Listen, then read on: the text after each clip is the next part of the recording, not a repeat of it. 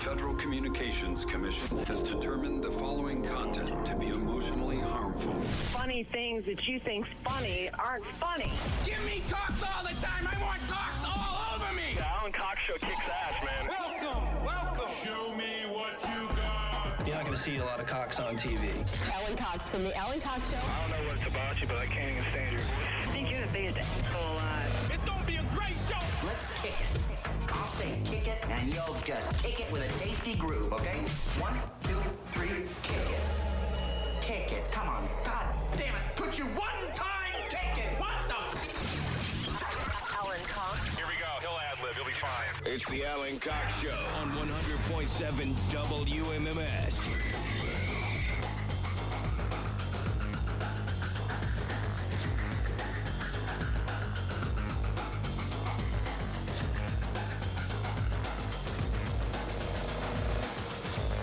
Hey, oh, there we go. What's going on, gang? Good afternoon. Welcome, happy Monday and all that. My name is Alan Cox. Thanks very much for being here. Say hi to Rob Anthony. He's right over there. What's up, man? He's had a weekend. Oh, yes. Jessica Ann Hutchinson back there in Studio G. Hi. By now, I imagine everybody's seen the video of her pushing her twin sister down when they were... How old? You had to be 4 or 5? That sounds about right. Yeah. Yeah. Looks like you. Sounds like you. It's me. Didn't even remember your own name. Nope. I know. For people who haven't seen that video. There's a lot of people saw it. Where did you dig that up? My sister found old tapes, and she's been, like, looking at them. She's, like, switching them from the tape to digital. These are VHS? Yeah. Who was filming? I have no idea. I'm going to guess it was my dad. Because after watching it a couple of times, once you get past the initial... I don't even know what the premise of it was. It was, if you're new to the show, Jess's family has 2 sets of twins. 4 girls. Each one of them has a twin. Fraternal. And it's her and her little sister standing at the end of the driveway. And after watching it a couple times... No, that's my twin. No, I know. It's you okay. and your twin, Yeah. Sam, yeah? Yep. The one who likes to blow you up on the text. Yep, sure does. Who, when she listens to the show, Rob, you know this, sometimes her sister will, and I've never met her or spoken to her, but she'll text him, ask her about this. Oh, yeah. She's trying to blow up her spot. This video, and because, so we're probably talking 2004. Jess is very young. Yeah. Probably, right? Yeah, that And in the sounds about driveway, and after watching, you push her down, Yep. and she gets up and cries and walks toward the house up the driveway, and then Jess comes into her full bloom as Jess, where she calls herself by her twin sister's name, whatever. But after watching it, it dawned on me the most amazing thing was whoever was filming this, Rob, said nothing. He's so used to dealing said with it.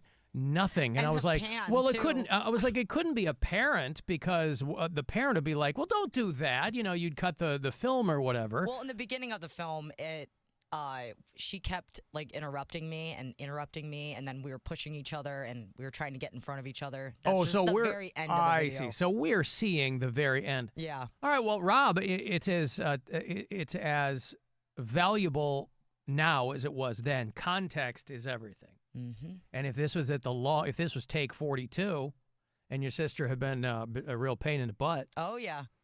She kept, I'm Sam, and I'm just trying to say my name. I have my hands on my hips, ready and posing, ready to say my name and what we're doing. But what were you doing? What was the point of the video? I have no idea. You don't know. You didn't ask your dad.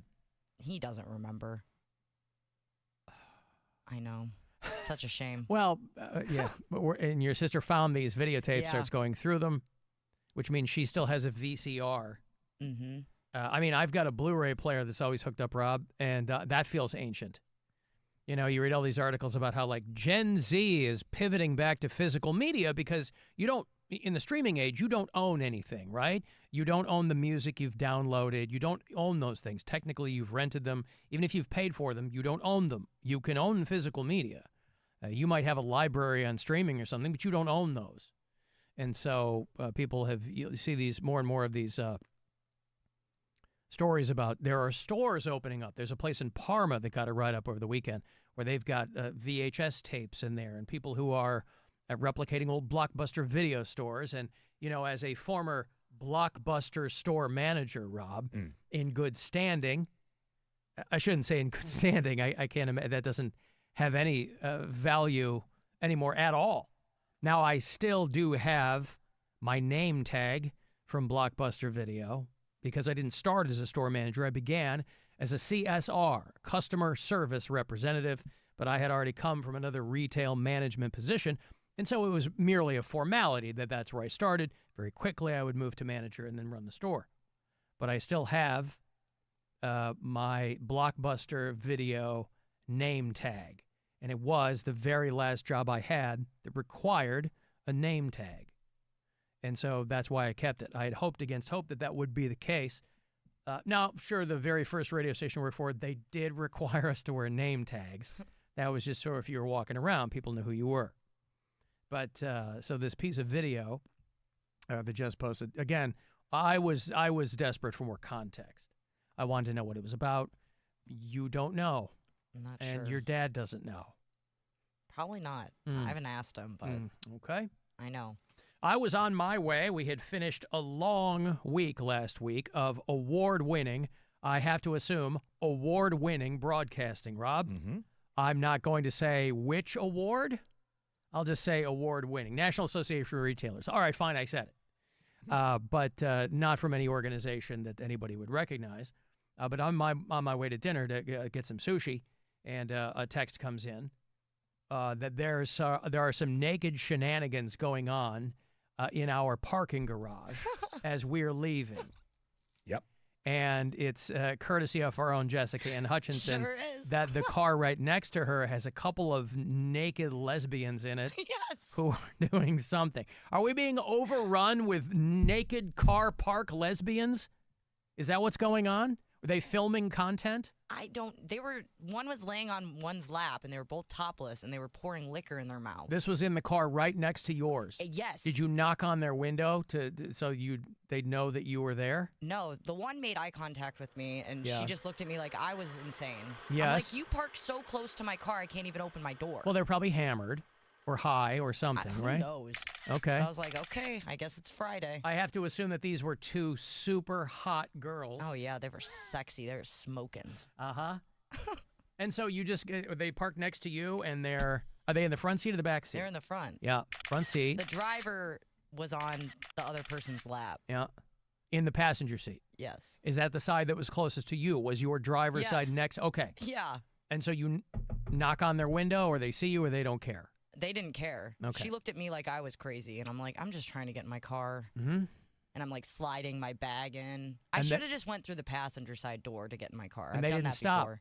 No, they Yeah. just kept carrying it on. I was Uh-huh. like, okay.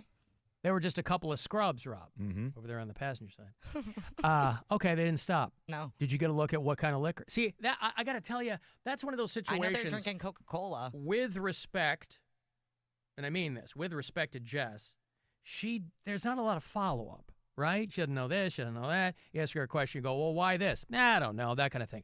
That is a situation that I'm so bummed didn't happen to me, because I would have stood there, I would have lingered, I would have made the old-timey, hey, roll down your window sign. I should have gotten the back seat. So I could have. Yeah. Well, no, I don't. Not in an What you guys invasive way. doing? Just no. I mean, you know what they're doing. You want to know why they're doing it. It's clear what they're doing. Be like, what is this? What are you doing? Was the car back? They didn't back in their car. No. All right. So they're just pouring liquids on each other in the car. Into each other's mouths. Yeah. Yeah. Well, now I want to know where that content has been posted. Maybe they were doing something for Pimp Bunny.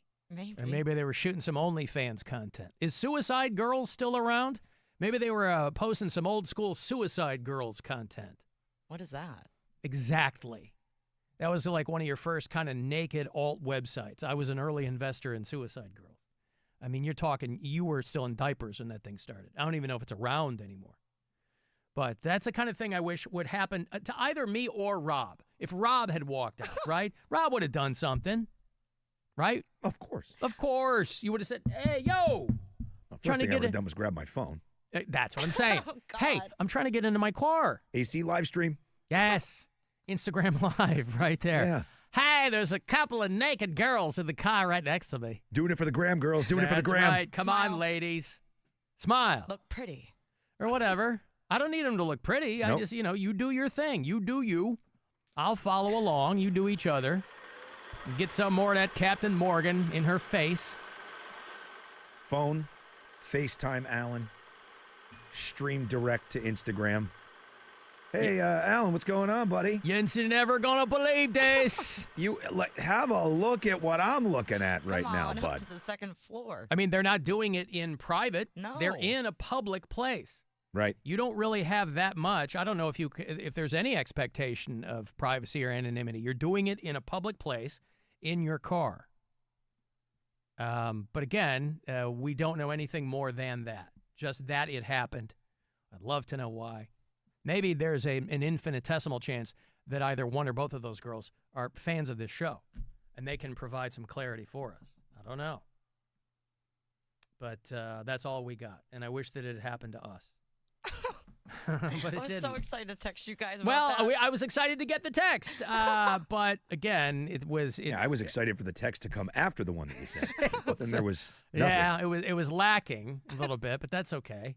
It's the end of a long week. You're busy. You want to get the hell out of here. I understand on a Friday. But isn't it ironic, Rob, that I was on my way to get sushi? Hey-o! I've Nice. got to take a break. 35192 if you want to send a text. If you want to call us, please do.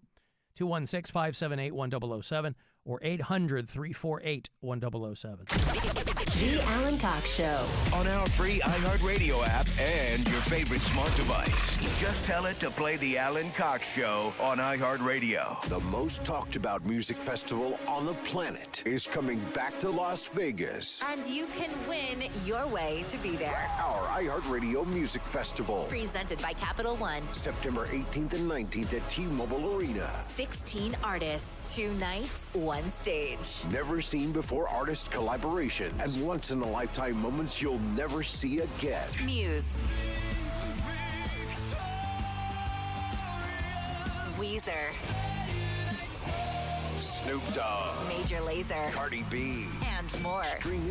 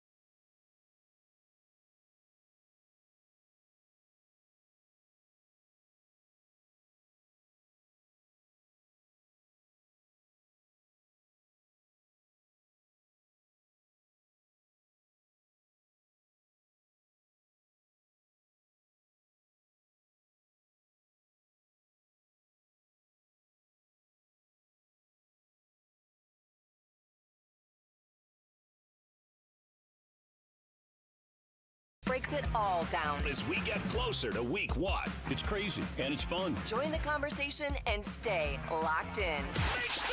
Live, local games with you all season long. Download the iHeartRadio app. Search NFL and press play. Some things are never meant to be discussed in polite society.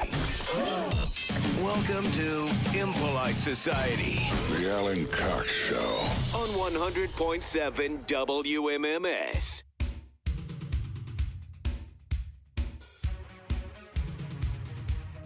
Guardians off tonight. They return tomorrow night, still here at home. Their fortunes continue to be all over the place. They only took 1 of 3 this past weekend against the Padres, who are a very good ball club. You can't always say that. Guardians ended up winning the Saturday game 6-1, but shut out last night 5-0. So they will lick their wounds tonight and return tomorrow, Wednesday and Thursday, against the San Francisco Giants, who again are no slouches. So we'll see. 6:40 tomorrow night, right around the corner of Progressive Field, is your first pitch. 6:10 will be your pregame coverage. Tomorrow, first day of school for my 5th grader, Rob. Yeah, Callie's Wednesday. Yeah. It just, how did it happen so fast, dude? Weird. My God. Well, it's funny. My daughter said, before we go back to get the whole back to school thing going, my daughter and her best friend, she goes, we want to, well, let's go have dinner somewhere. We're going to have dinner. They both wanted to go to the Olive Garden. Oh, nice traditional Italian. I mean, it's fine. I mean, she had never been there until about a year ago. Went to the Olive Garden over there by Great Northern Mall. And it's one of those places where I kind of have to prep myself going in because it's no disrespect to them. It's just the kind of food I'm going to walk out not feeling great. So I'm always looking for something that, their light menu starts at like 700 calories, right? So I know that going in. And obviously, she and her friend, they're primarily there for the breadsticks, which is fine. It's all good. They're having fun. But I'm literally scouring that menu. And I'm not poking fun at them. I'm scouring that menu for something that I can eat and won't make me feel like they're going to have to roll me out of the door. I hate that feeling. I know people give me a hard time for how I eat. Some people have accused me of having disordered eating, whatever. That's a conversation for another day. I just hate that feeling of feeling stuffed. I hate it. And you're going to feel like that with that kind of food. You're just gonna. So I was surprised. I go, well, surely in the midst of all this, 2,500 calorie lasagnas and stuff, surely they probably have a dish that is like steak and vegetables. They do not. No. It's going to be covered in cream sauce. I ended up putting my own thing together. So I just got like the rigatoni and the grilled chicken and the broccoli. And that was perfectly fine. But I was like, golly, I thought for sure they'd have some kind of like steak and vegetable type thing, right? They don't have that. No. And so, you can get sauce or extra sauce. That's cheese what it was. Or extra cheese. Yes, my daughter and her friend were asking for a bowl of Alfredo to dip their breadsticks in. Yeah. And I'm like, hey, good for you. No shade at all. It's just one of those, some places you can go and that they'll have something that if you're like me, you ain't going to weigh you down. Right. But that is a place, boy. I have to say I was surprised at how busy it was. Because it's just not a place I think of. I mean, literally, the first time I took my daughter was like a year ago, and I don't know that I certainly haven't been back since. No. It's just not a place that I ever think of. And so, but I don't know if there were a lot of young kids in there. And so I'm like, is it coming back? It's been around forever. I mean, I feel like it's been around my whole life. It wasn't a place that I spent a lot of time. I just don't recall. I could count on one hand the number of times I've been there in my entire life. It's not bad. You know what I mean? It's just one of those places where I'm like, I'm going to walk out of here feeling like sluggish, and I didn't want that. But they had a hell of a time. They had a great time. And that's the important thing, Rob. Yeah. And there's the old hacky bit about, it's called Olive Garden. The salad has one olive in it. I think maybe they've taken that to heart because the salad had a few olives in it. Now when you're here, your family. Well, that's what they say. A lot of families there. A lot of young kids, like a lot of high school kids, right, who were there with their friends, a lot of six tops and stuff, and then a lot of families. And I'm like, okay, well, maybe it's on the come up or something, you know? I think it's priced right for families and for young kids. That surprised me, too. I will say, my bill was a lot less than I thought it was going to be. Right. I was surprised because that's not the case with anything anymore. So I was very surprised because I had a couple of drinks, you know, and yeah. But, you know, waiter was great. Very nice. But also I just hadn't been there in so long. I was like, really, that's where you want to go? And they were like, yeah. I said, okay, we'll go. But I'm literally like, and I don't want to be the guy who just, I don't know, who like can't figure out, you know? So I'm like scouring the menu, scouring. I'm like, surely there has to be like a sirloin and broccoli thing or something, you know? Oh, no. Well, there wasn't. I don't know. Nope. I felt like there used to be, but maybe not. So now for your purposes, of course, you're part Italian, part Portuguese. You must go there all the time. Oh, all the time. You guys probably, you know, your mom's in town. That's probably one of the first places she wanted to go. So she's been under the weather. So we haven't done a lot of headed out to dinner stuff. Oh, really? Tonight we're actually going to go So out. you've been cooking a lot then? I've been cooking It's been a lot of Robbie in the kitchen. I've been cooking a lot, yes. Now, does that make you happy? I'm sure that makes her happy. Yeah, it's fine. I you know, no problem. I made chicken marsala one night. I made chicken soup because she was sick, so I made a huge batch of soup. My youngest daughter got sick as well. So Wow, really? Oh, yeah. So you've had like a dome over your house. It's been fun. Then. Yeah. It's been a good time. Marsala's what, a lot of mushrooms? Mushrooms and a marsala wine sauce. I don't like mushrooms. Very good. All right. Could you take a note? You got a pen? Sure, yeah. Don't ever make chicken marsala for me.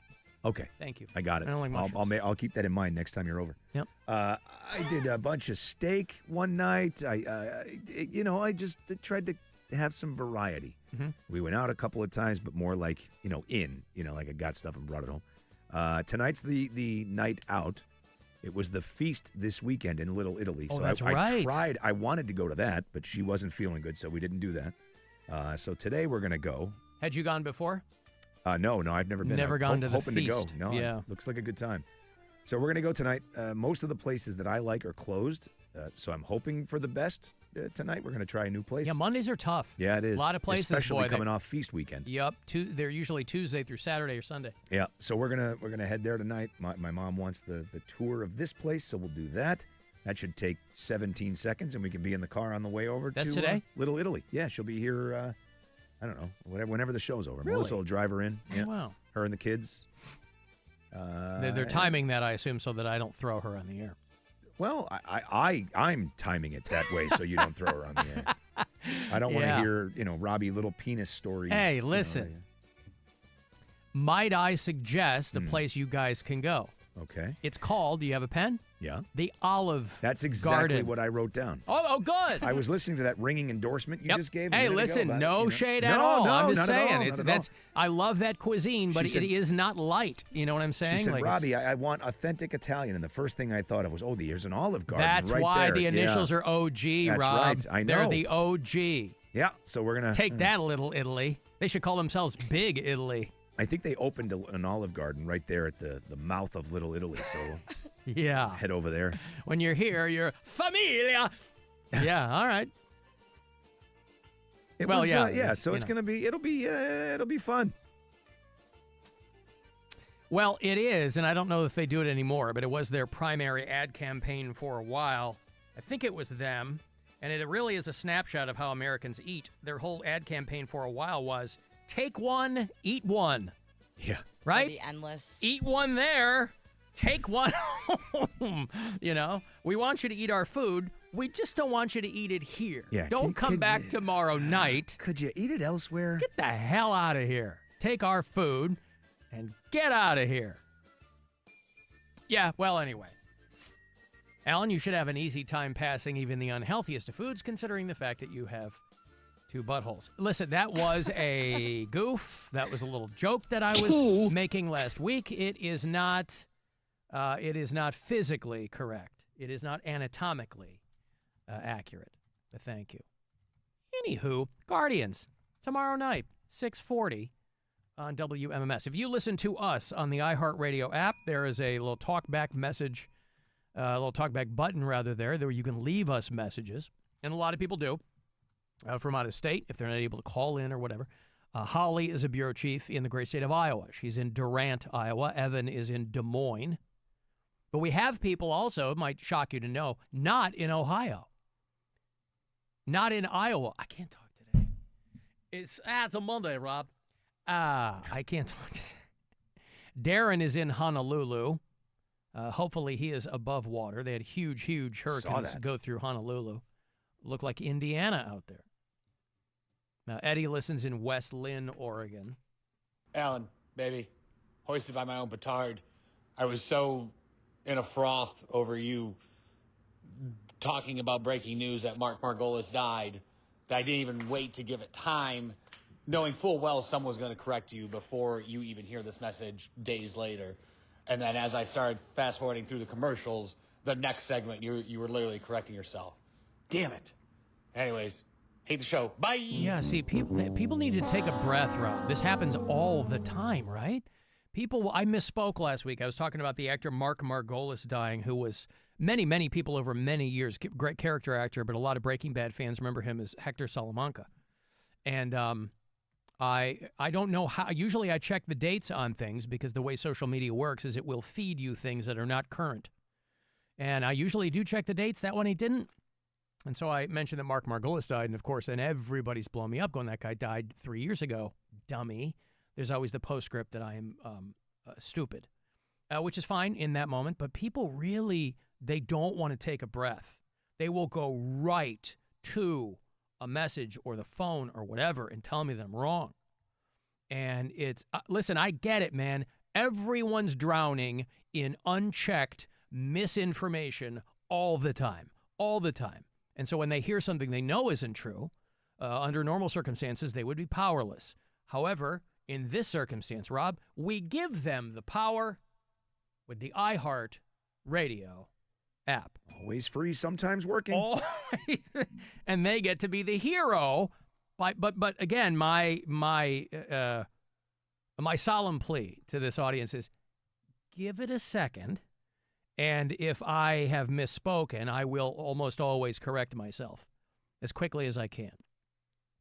Or 100 people will have gotten to me before you over the text. They can't wait. You know, if you spend any amount of time online looking through comments, somebody will just always put first. People love to be first. Love it. And it's also endemic of kind of how we receive information now, even at the corporate media level.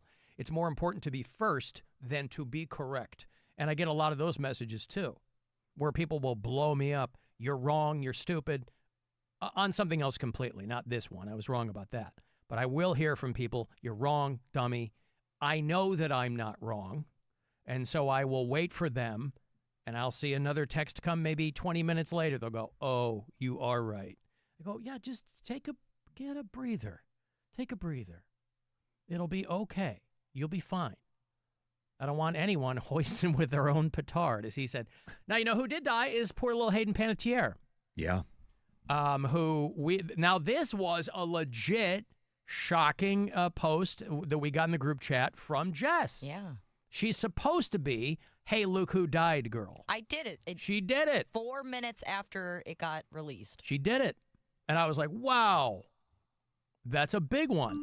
Now, if you have paid attention to Hayden Panettiere over the years, it is terrible. There's a portion of this that you kind of felt was coming because she's had a real rough go for a long time. She was 36. She's been in the public eye since she was a kid. I think that's why people are kind of so put back on their heels by this. I mean, she was a child actor back in the day, and she was in some very big projects. We're learning overnight about the sudden death of actress Hayden Panettiere. She was just 30. Is it Panettiere or Panettiere? Panettiere. I thought it was 6 years old. I had to look up who she was. I had no idea. Oh, really? Oh, no yeah. Clue. Never seen her in my life. 37 on. You've never seen her? Not once. Not she was in on those Bring It On movies. Well, oh, yeah, Jess. I spent a lot of time watching Bring It On Yeah, but you have movies. daughters. I mean, I've never seen that. She was in a show called Nashville, which I did not watch, but it was really popular. She was a show called Heroes, which I did not watch, but I remember it was very popular. Yeah, I've so heard her she had name. some big, she was in the Scream movies, I think. And had no Friday, idea how to spell it. Police in Greenville, South Carolina say they found her unresponsive yesterday. She was best known for her roles in Nashville, Heroes, and the Scream franchise. Panettiere had recently opened up about her battle with depression and addiction, the loss of her brother, and the decision to give up custody of her daughter. A cause of death has not yet been released.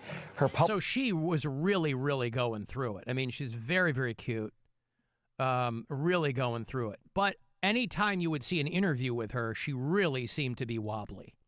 And so she was not married. She had a kid with Vladimir Klitschko.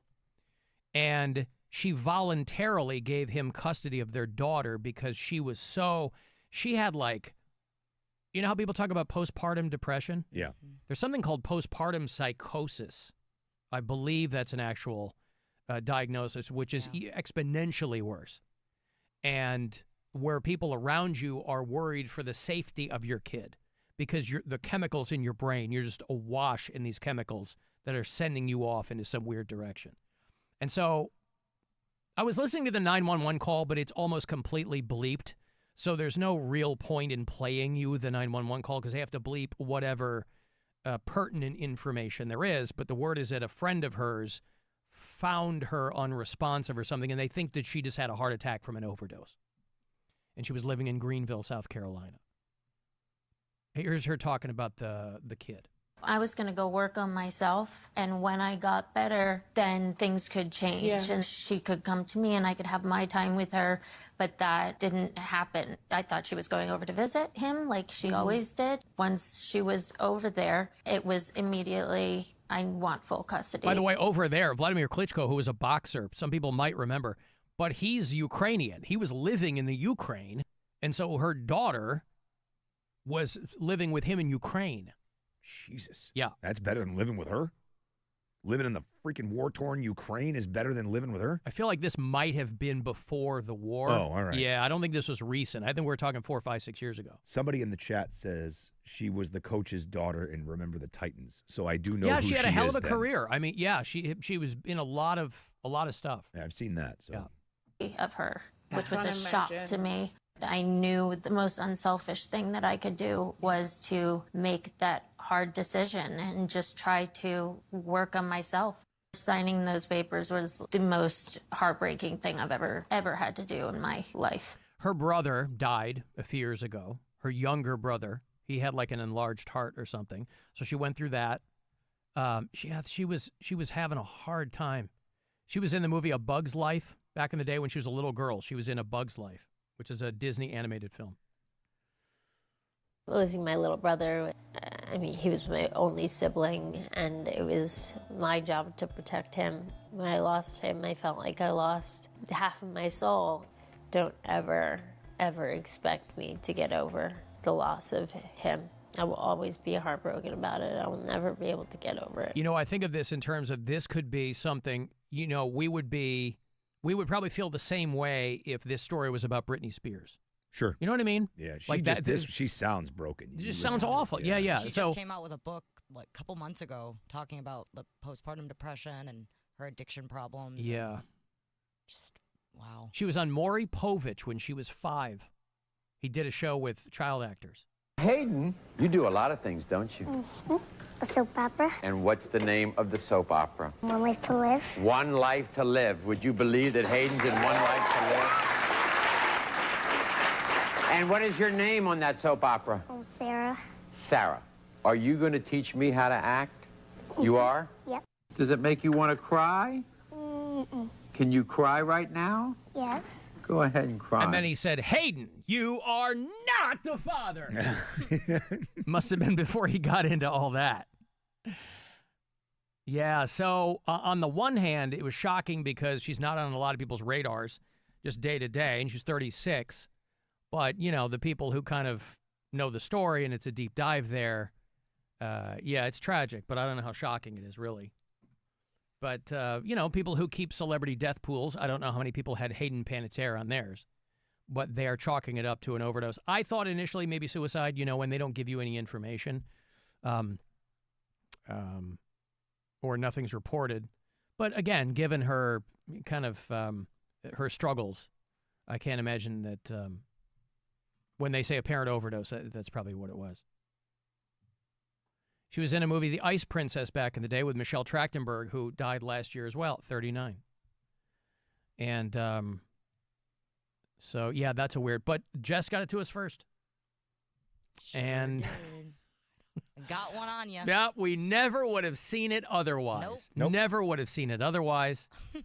And it's not 6 hours late. No, but again, she had a real hard time. Her book is called This Is Me, and it just came out in May. She just dropped it, so she was doing a lot of press about that. You're going to have to change the title. This Was Me? Yeah. Well, but again, that couldn't have been easy to write, and then, you know, given the state of people reading books, you're doing whatever press you can possibly do, and it's just this giant checklist of stuff that you just wouldn't wish on your worst enemy. I think she was just on a podcast too talking about it. Probably. Everybody is, sooner or later. Yeah. And so, yeah, that's, you know, obviously they're going to be releasing more information. But again, that 911 call, I was kind of going through it. I was like, oh, maybe there's something in here. Her friend found her. But just about everything in it is bleeped. So, but you know, given the way she was kind of referring to things in the book and everything, things seem to be turning around maybe for her. But you can never predict that kind of stuff, you know? If you get the, you know, if your head is overtaken at just the wrong time, this is what happens. So I'm going to break here. 35192. You want to send a text? You can watch, if you're inclined, on our YouTube channel, the live stream there, and listen on the iHeartRadio app.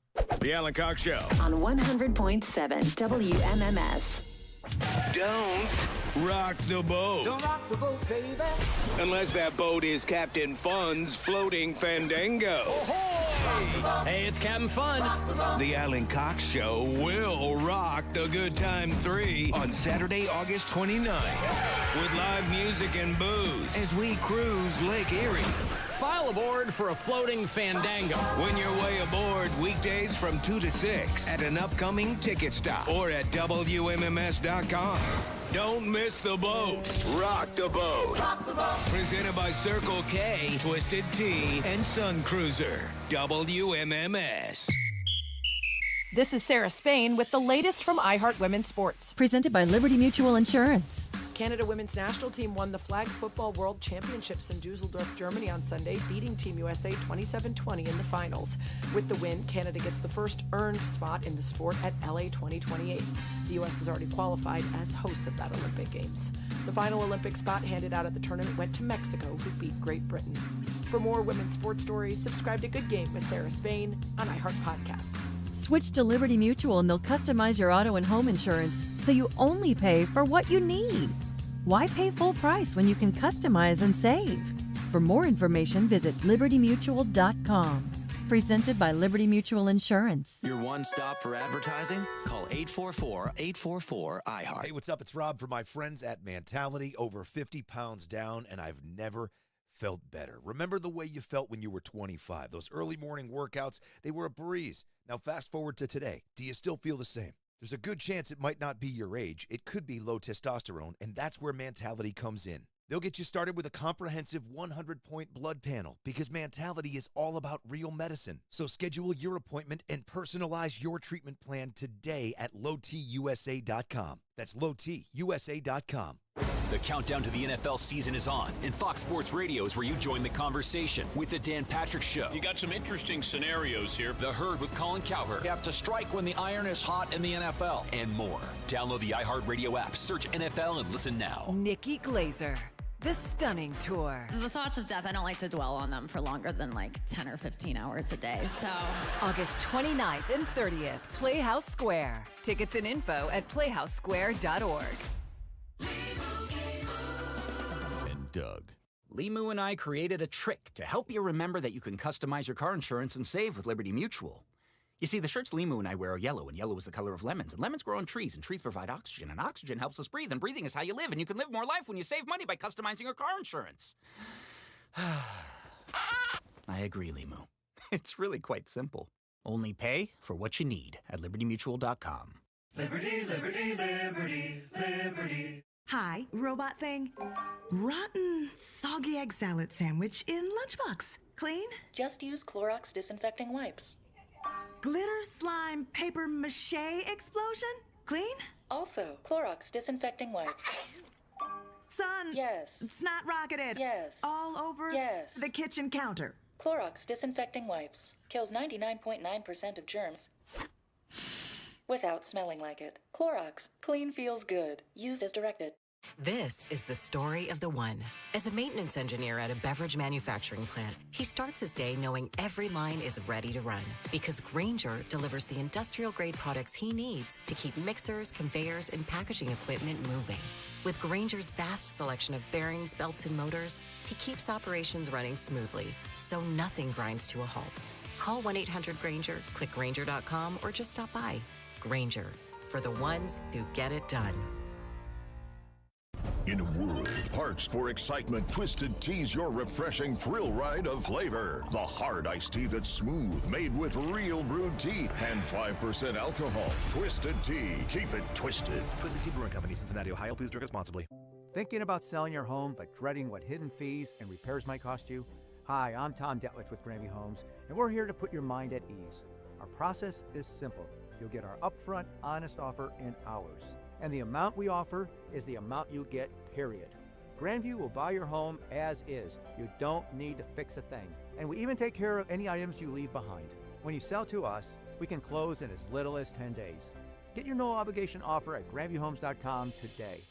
Hey, what's up? It's Rob for Medina Dental, online at medinadentaloh.com. It was a few months ago we decided, well, I think it's time to make a change. Nothing wrong with the place we were. We just decided a different practice would be a better fit for us, and that's when we found Medina Dental. Right around that same time, Melissa needed to have a crown done. We've never dealt with any major dental procedures before, and it couldn't have been any easier. I say we like I had anything to do with it. We picked up the phone, we called Medina Dental, they got her in the same day, set up a treatment plan, and we were on our way. If you're looking for a change, check them out, medinadentaloh.com. Ice Cube's Big 3 season has come down to this. The Big 3 Championship is coming to Charlotte. Who will be crowned the Big 3 Season 9 champion? Plus the Big 3 All-Star Game, the biggest names in the game, all on one court, one more time. 2 games of the most physical, competitive, and non-stop 3-on-3 action. The game played the way you love. Watch live Saturday on CBS at 1 p.m. Eastern, 10 a.m. Pacific, and catch replays Monday on BET. Presented by iHeart. Yay, yay! It's likely you've made peace with the congestion that greets you every morning. The snoring your partner stopped mentioning. It feels unfixable, but it isn't. For most, it's a nasal breathing problem that's treatable for good. I'm Dr. Kandula, founder of Advent.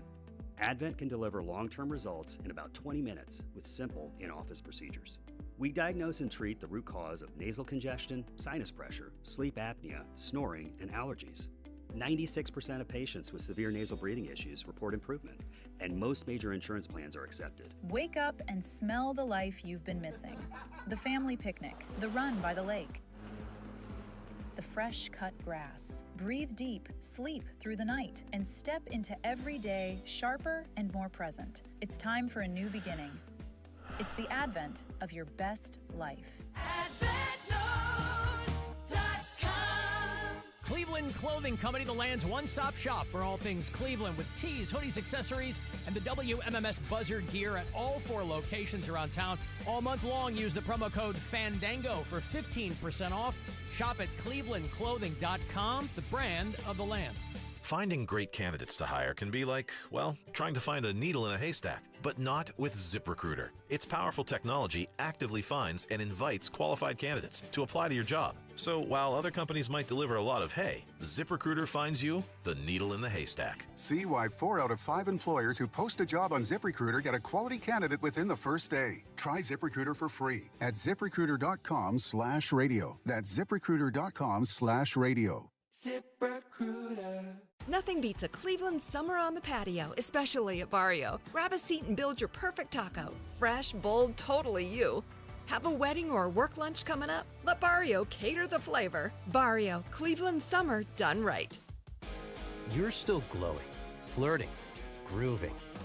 You've still got it. But your immune system weakens as you age, making it harder to fight illnesses like pneumococcal pneumonia and RSV. Vaccines are a key part of any health routine and can help protect you from getting really sick. Ask your doctor or pharmacist which vaccines you need. See more at PfizerForAll.com. Sponsored by Pfizer.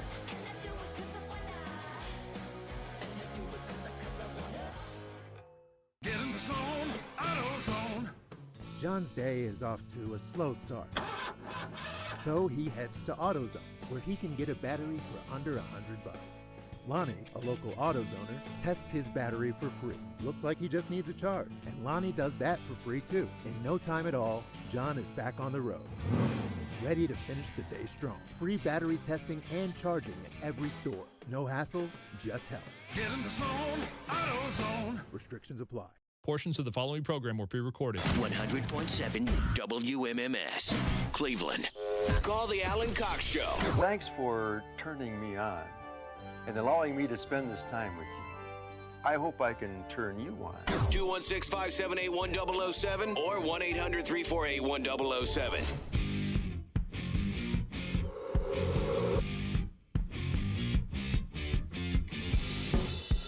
35192. You want to send me a text?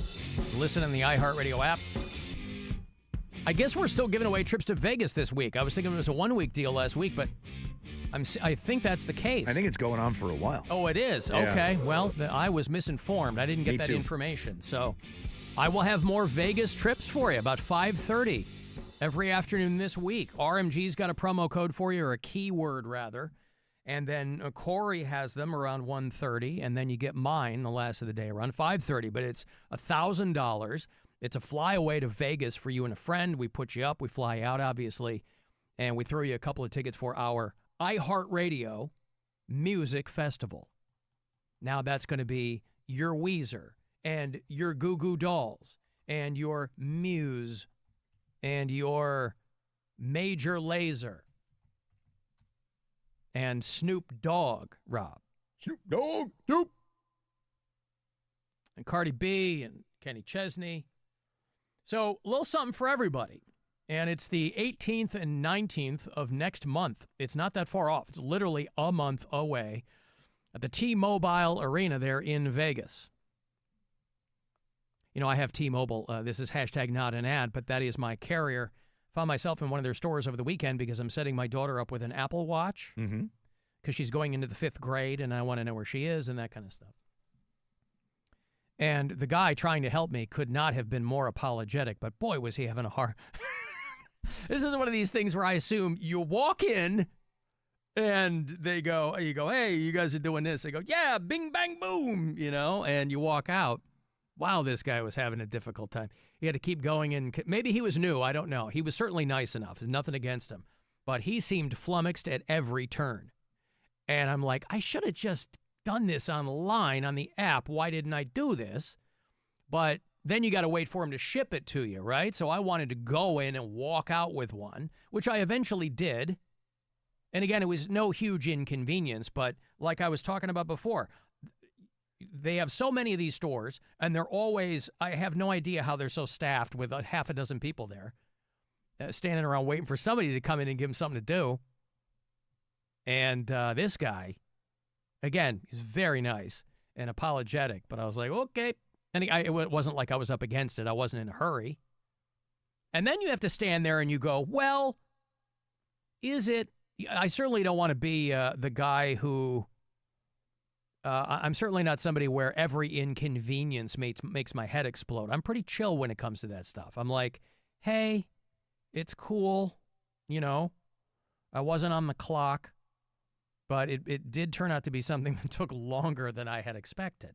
Did you get it done? Got it done. Yep. Walked out of there with, I don't even have an Apple Watch, but consulting with some other parents, I was convinced that it was probably a good idea. That way, you know, because, again, I can, you know, she can text my phone or whatever, and if something happens. And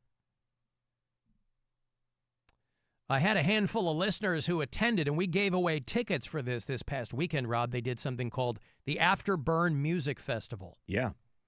It was where we had Buzzard Fest some years ago. Now, Buzzard Fest we had planned on, this was the brainchild of one Rob Clit Rantler Anthony, wasn't it? Were you here? I was. Yeah, you were like, we really need to bring back Buzzard Fest.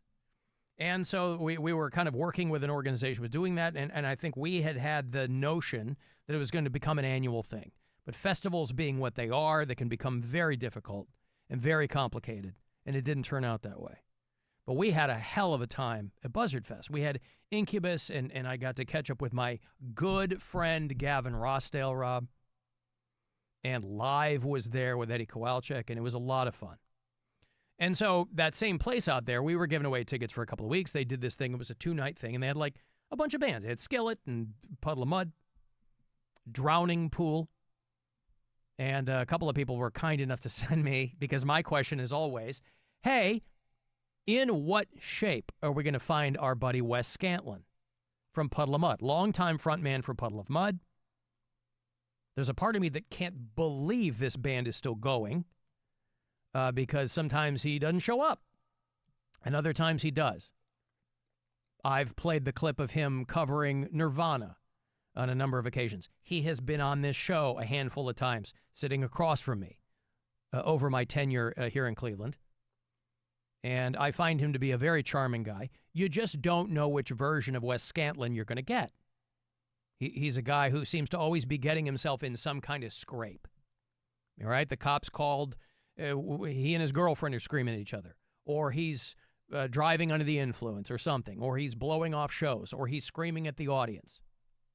You know, this is the kind of guy where 40 years ago, that would have been full-on rock star behavior. These days, it's a little bit more frowned upon.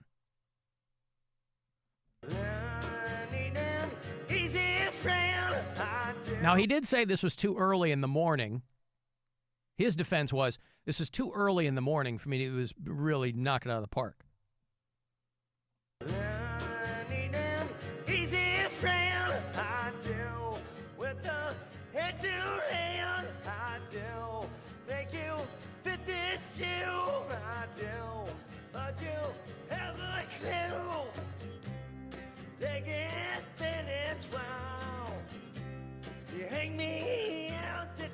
Anyway, that's him doing About a Girl from Nirvana. And so I was excited. I was like, well, how will they be at the Afterburn Festival? And people were kind enough to send me some. Did you see this video I sent this to you? Oh, yeah. Mm-hmm. A clip of him playing Puddle of Mud's biggest song. It's called Control. They really came out all guns blazing, right? Puddle of Mud, which was kind of... Fred Durst put him on the map. Fred Durst, Limp Bizkit, had a lot of juice back in the day, and he started a record label, and he really liked Wes Scantlin. And Wes had been grinding it out in Kansas City, and it takes this band to meet with Fred Durst, and Fred goes, I like you. You got to get rid of everybody else in your band. And that's a tough call to make, because some guys will be like, well, no, these are the guys. This is my band. Or, if you're somebody who really wants to make it, you fire your band at the behest of Fred Durst, because he's the guy that's got the golden ticket for it, and that's what Wes Scantlin did. And got a bunch of other dudes. And so this is them playing Control there at the After.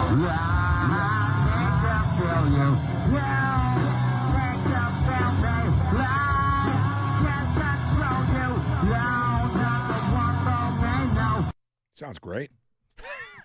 And that's with a lot of reverb, right? Nice. That's with a lot of effects. Whew. But I imagine people had a good time. I didn't really see any kind of post-mortem on it.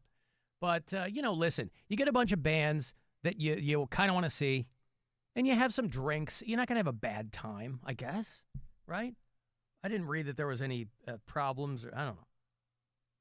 Saw some Drowning Pool video. We had a couple of former colleagues who were there posting a lot of stuff. But, yeah. So I guess it's what I thought it would be. And I guess it's his good fortune that those guys are still around and available to be booked for shows. But I don't know. So there you go. I don't know if... now, of course, our own Jessica Ann Hutchinson named her son after Wes Scantlin. Yep. Yeah. She's such a huge Puddle of Mud fan. Oh, yeah. Yeah. Never heard of him until now. Never heard of him until now. She said while working for Cleveland's #1 rock station. And me having played that Nirvana cut 100 times in the Never past, heard of right? him. Never Nope. heard of him. Nope. I think that's her way of saying, I did not name my kid after the front man from Puddle of Mud. Yes, I did. Lest anyone forget. Wait, you'd never heard of him, but you named your kid after him? Yep. Okay. Came to me in a dream. Yes. Just move on. No, come on. I want to know. I assume that she named him after God. John Wesley, the guy who was that's the guy. Not John Wesley. No, John Wesley. He was like the founder of the Methodist Church, right? In the 1600s. Yep. Not that guy. No, that's the guy. That's the guy. For Okay. sure. He also came to me in a dream. What about John Wesley Shipp? I think he was the first guy to play the Flash back in the day. Yeah. Yeah. That's the one. All right. I knew it was something along those lines. You got me there. Okay. Did you name him after Wesleyan University there in Connecticut? Yeah. Okay. Again with the Methodists, Rob. Who was he named after? My great-grandfather. See, that's less exciting. Well, my parents were like, if they had a boy, his name was going to be Wesley. But they ended up with 4 girls. Uh-huh. And I always loved that name. Wesley. Mm-hmm. All right. No mazel tov. Well, Wesley. Here's Kids Corner. Speaking of which. It ain't easy being a kid. Now look at what you gone done did. Whoa, it's time for Kids Corner. Kids Corner. Mm-hmm. Alan, any chance you can take Mario Lopez, but... And, we were kind of playing around with Mario Lopez last week with David Lee Roth. And this person texted me earlier this morning and asked if maybe I could mess around with it in a different way. So hold on, Rob. I'm going to put this through the Alan Cox Show hilarity machine.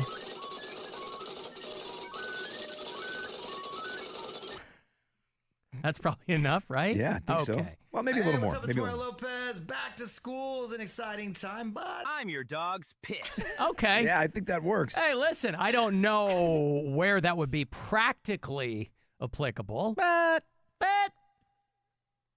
there's all kinds of things that you can do. Hey, what's up? It's Mario Lopez. Back to school is an exciting time, but it can also be overwhelming, and kids may feel isolated, a vulnerability that human traffickers can exploit. Again, it's timely again.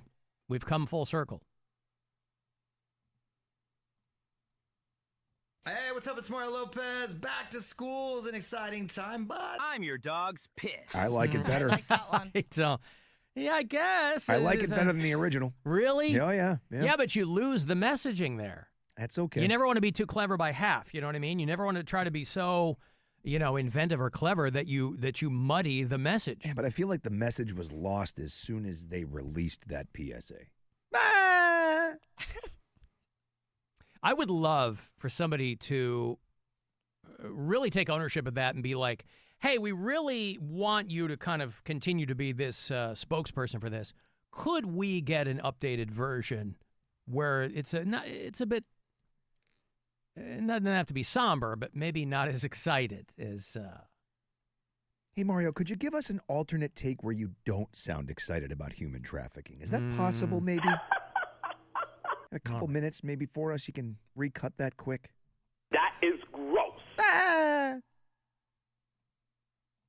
what's up? It's Mario Lopez. Back to school is an exciting time, but I'm your dog's piss. Much better. All right. Much better. Well, again, that's still not going to get the human trafficking part across. The dog's piss No, clip. but I mean, that's... We can leave it up to something else to get the point across for human trafficking. I see.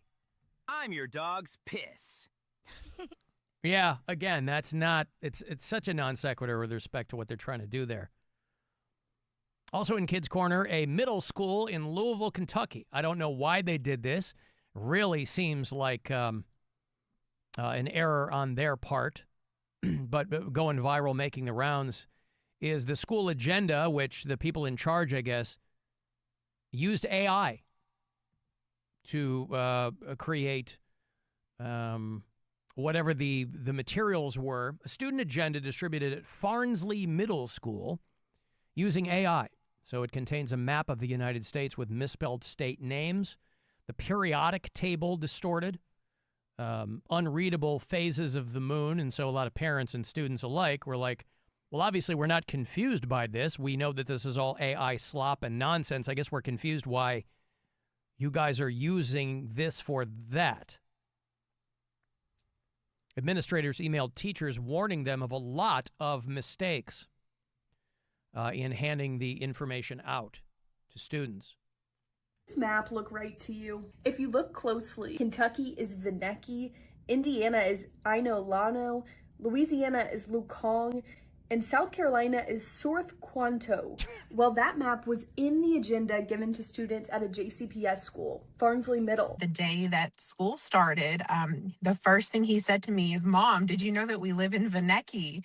And I said, "What are you talking about?" The bizarre errors do not end there. It appears much of the agenda was generated using AI. The periodic table is just jarbled words. We have new planets called Mark. Like...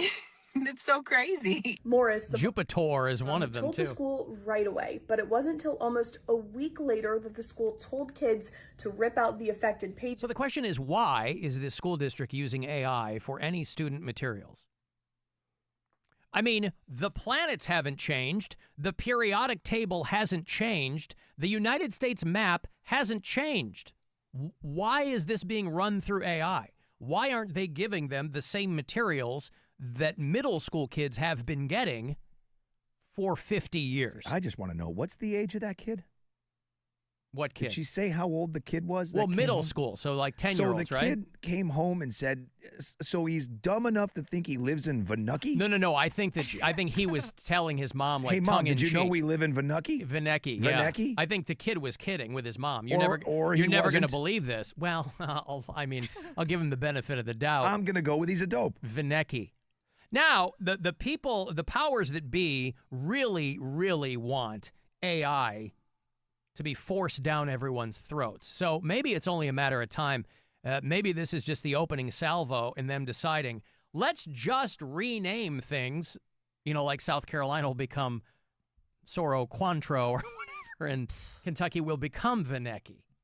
Who knows? There will be a planet called Mark with a C. And Jupiter, not Jupiter, Jupiter. But again, these are not materials that need to change. So I don't understand. It's pretty static parts of information here. The periodic table, the map of the United States, the phases of the moon. I'm not sure why the people in charge are like, we should really run this through AI for these materials. That's what I don't understand. And I can't imagine that this school district is alone in this. So I don't know if it's a question of public schools in general not having the resources they once had. I don't know. But that's the story that's going viral from Louisville, Kentucky. Sorry, Louisville, Veneki. Veneki, right. Yeah. Jupiter sounds like a heart medication for the chosen people. That's what I'm saying, yes. Are you having palpitations? Jupiter. There is a Parks. Let me find this here because I just lost it.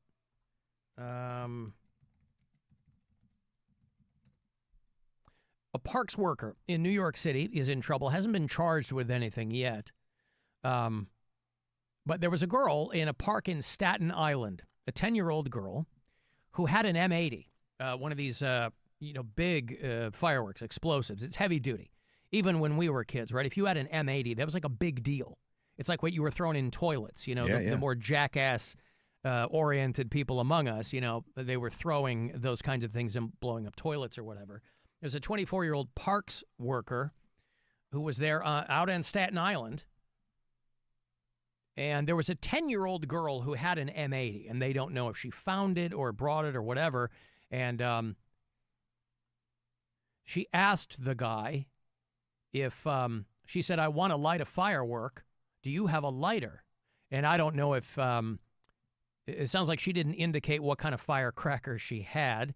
I wouldn't call an M80 a firecracker, so maybe he thought she had a string of black cats. I don't know, because she was a 10-year-old. And but then he gave her a lighter, and she lit it, and it blew off like most of her one hand. Jesus. This 10-year-old girl. Aww. And so now they're looking at the parks worker, and he's like, I wanted them to have fun. She said she wanted to light a firecracker. The girl's mom called 911. If the girl's mom is, I don't understand how this kind of stuff works. But she was missing most of her left hand, got lacerations in the right hand, burns to her right arm and torso. They arrested the dude, I guess, and threw a couple of charges at him, but I don't understand how this happens with the mom there and the kid. And everyone was telling her no, except the one person who works for the park, said a family friend. He was standing with her. Her blood was on his shirt. But if everyone told her no, why didn't anyone think to take the goddamn thing away from her? I don't know. That's on them as much as it's on her. She's a 10-year-old kid. Of course she wants to blow off a firework. Yeah. You know, I'm not sure I see any fingers, but it could be because I'm all numb and stingy. Oh, boy. I really did it good this time. They said that the child was unable to see out of her eyes the next morning because the explosion blew off her eyelashes. I don't think probably burned them off, but it's dude, that's on everybody that said, "No, I'm not going to give you a lighter. Give me the firework. You're 10." Yeah, I don't understand how these kinds of things happen. Everybody should get charged for that. Not just the guy that gave her the lighter. It's on everybody. Like it's really, again, dopes. Lacking some context there. But there's some kids' Corner! Oh, that's exciting. Hey, Labor Day weekend coming up. And since Bernie Moreno bent over and grabbed ankle, Burke Lakefront isn't going anywhere. You want to go to the Cleveland Air Show over Labor Day weekend? It's a crowd pleaser, provided no storms come through or anything like that. That'd be a lot of fun. So I will have these passes for you all this week. What the hell are my giveaways? Do you have them? them? There they are. I do. Air Show, the 5th, 6th, 7th out there at Berkeley, the U.S. Navy Blue Angels. Air Force F-22 Raptor demo. And on and on and on. Tickets and parking are available only in advance. They won't sell you anything at the gate. So if you don't win from me, you got to get them online. Go to clevelandairshow.com for tickets and parking. I got a 4-pack of tickets for you. It's all presented by Discount Drug Mart, Cleveland National Air Show, a Labor Day weekend staple in Northeast Ohio. So caller 10, good luck. 216-578-1007 or 800-348-1007. It's the Alan Cox Show. Everywhere on our free iHeartRadio app or whatever smart device you have. Just tell me to play the Alan Cox Show on iHeartRadio. The most talked about music festival on the planet is coming back to Las Vegas. And you can win your way to be there. Our iHeartRadio Music Festival. Presented by Capital One. September 18th and 19th at T-Mobile Arena. 16 artists, 2 nights, 1 stage. Never seen before artist collaborations and once-in-a-lifetime moments you'll never see again. Muse. Weezer. Snoop Dogg. Major Lazer. Cardi B. And more. Stream it live on Disney Plus and Hulu. Buy your tickets now at AXS.com. And keep listening for the next chance to win your way to our iHeartRadio Music Festival. Turn up the style with Burlington. Shop the brands you love and the looks you want without the high prices. From festival-ready fits to everyday favorites, it's never been easier to look good and save big. Burlington, where great style meets even better deals. From the Universal Windows Direct Weather Center, WMMS Weather. Mostly clear tonight, down to 60. Tomorrow, sunny with a high of 80. And then on Wednesday, chance of rain and thunderstorms. Wednesday's high around 77. This report is sponsored by Blue Falls Car Wash. Turn up the shine this summer at Blue Falls Car Wash. Keep your ride looking fresh with unlimited washes starting at just $24 a month. Clean, shiny, dry, and ready for the road. Visit BlueFallsCarWash.com. Blue Falls Car Wash. Your one stop for advertising? Call 844-844-iHeart. Life can move fast, so when you want to sell your home, Grandview Homes will buy it on your schedule. We know your time is precious, and we won't waste it by giving you the runaround. Just a fair, guaranteed offer. Get your no-obligation offer at GrandviewHomes.com today. Hey, it's Alan with Rich Claiborne of the Claiborne Auto Stores. Rich, people love the Jeep brand. Alan, this month during the Make This the Summer sales event, save big on every new Jeep. So give me an example. 2026 Jeep Wrangler Sport, $7,000 off MSRP. Choose 0% APR or at lease for only $475 a month, 36 months, only $475 due at signing, no security. There it is. Experience the difference at Claiborne. I'm not exactly great with apologies. After our last argument, I tried saying I'm sorry about 10 different ways, and none of them worked. So I went to Smile Tunes instead. I turned our story into a soulful love song that admitted she was right. Mostly. By the second chorus, she was laughing. By the end of the song, we were ordering takeout together. Turns out a custom song says what I couldn't. Visit smiletunes.com and create a personalized song that gets you out of the doghouse in style. Kia of Streetsboro, 99 cents get you driving. Kia of Streetsboro, Kia of Streetsboro.com. 99 cents down and zero excuses at Kia of Streetsboro. Right now, drive home in a brand new Kia with only 99 cents down. That's right, less than $1. And we aren't stopping there. Get 0% interest on select new Kias. That's 0% APR, zero stress, and zero time to wait. Get a brand new Kia K5. Get zero hassles on the Kia Telluride or drive away in the fuel-efficient Kia Sportage. All with low lease deals and financing as low as 0%. Keep more of your money in your pocket. Got a trade-in? We'll give you up to $5,000 over Kelley Blue Book for it. Zero excuses at Kia of Streetsboro. Get to Kia of Streetsboro today right off the turnpike. Or seize the road at KiaofStreetsboro.com. Driven to exceed expectations. Kia of Streetsboro, Kia of Streetsboro.com. See dealer for details. Expires 8/31/26. Hey, it's Doogie here, and as August turns to September, families are getting back into routines. School is starting, schedules are filling up, and life is going to get busy. But if alcohol or drug use is making it hard for you or someone you know to move forward, now is the time to seek help. For more than 45 years, Glen Bay has helped people begin the journey to recovery. You can overcome addiction, and Glen Bay can help. Visit glenbeig.com, GLENBEIGH.com, or call 800-234-1001. Having insurance isn't the same as having State Farm. It's like needing a lawyer, but getting some guy who just watches courtroom dramas. Guilty, erroneous, sustained. Are you just saying random words? Don't settle for just any insurance. Like a good neighbor, State Farm is there. After a car crash, you should only be concerned with your recovery, not fighting battles with your insurance. You need expert lawyers with expert experience. Nuremberg Paris has been helping injured people for nearly 100 years with big settlements to give you peace of mind during your recovery and help you get back on your feet. If you've been in a crash, call Nuremberg Paris at 216-621-2300 or visit nphm.com for a free case consultation. Nuremberg Paris, fighting for the injured since 1928. Hey, what's up? It's Rob. August is the month to get yourself to any Northeast Ohio Jeep dealer and check out the deals on the 2026 Jeep Grand Cherokee. Now, I've said it before and I will say it again. The Jeep Grand Cherokee is the most awarded SUV ever.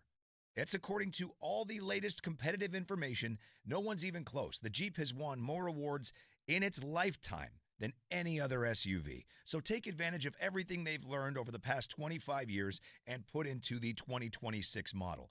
On my Instagram, I give you a tour of two of them, kind of quick with the 85th anniversary edition, and then we jump into a Jeep Grand Cherokee Summit, which is the top-of-the-line vehicle. Open up the doors, you're going to see everything I'm talking about. The stitching on the seats, the dashboard, the steering wheel, that 19-speaker Macintosh audio system. It's all right there for you in the video on my Instagram, WMMSRob, if you want to check it out. Do a little pre-shopping ahead of time at Jeep.com, then get to any Northeast Ohio Jeep dealer. Whichever one you choose doesn't matter. Just tell them I sent you. A large one-topping pizza for $5 from Speedy Cafe? Yeah, you're not cooking tonight. Think about it. No dishes, no prep time, no cleanup. Just your favorite topping with a blend of 3 cheeses melted to perfection. Save time and money. Stop by Speedy Cafe for a $5 large one-topping pizza. Valid through 8/25/2026, plus tax where applicable. 2026 7-Eleven, Inc., all rights reserved. Join us for the Recovery Concert of Hope, Sunday, August 30th from 2 to 4 p.m. at the Fine Arts Association in Willoughby. This free, family-friendly event features Opus 216, performing iconic rock music curated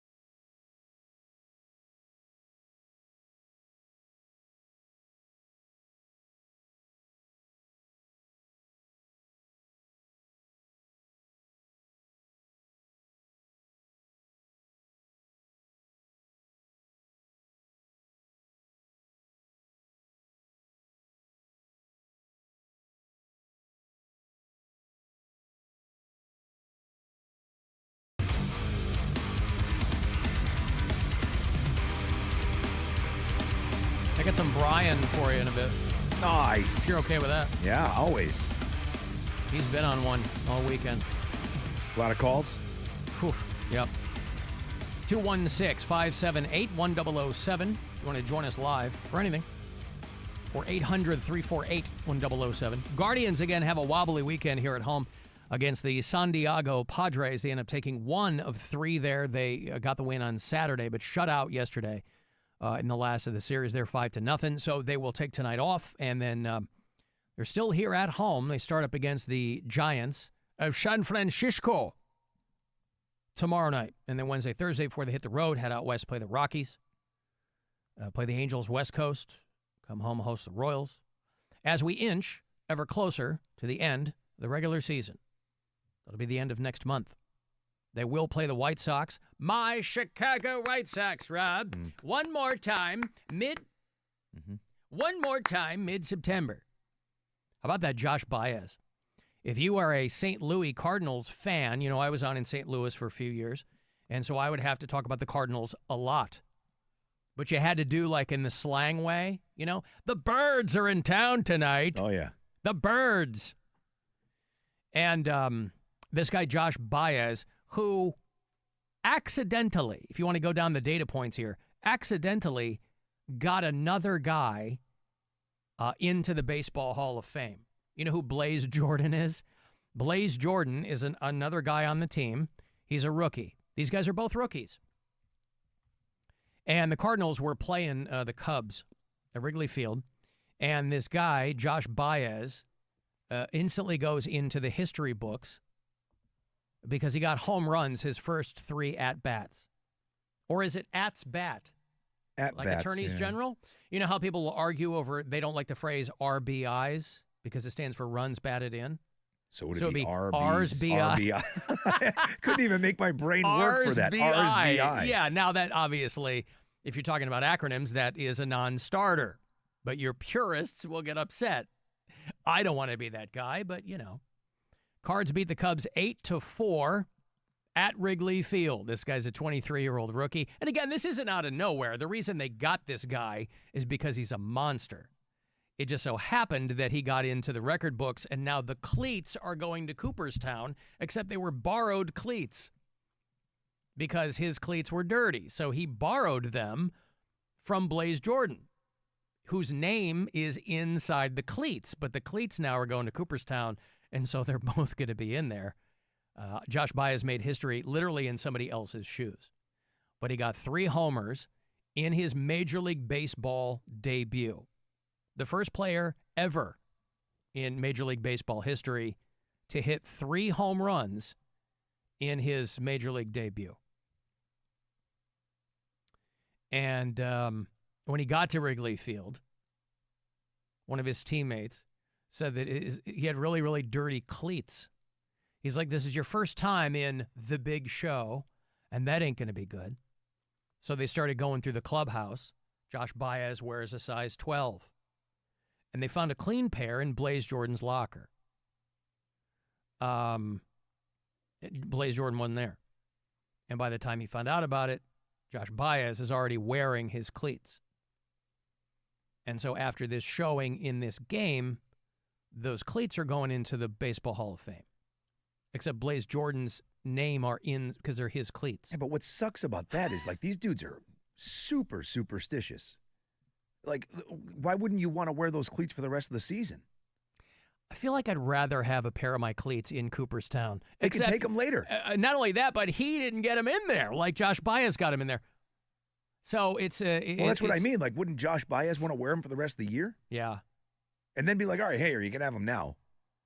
I've struck out my next 87 at-bats, but I hit 3 home runs. You can have them now. Yeah.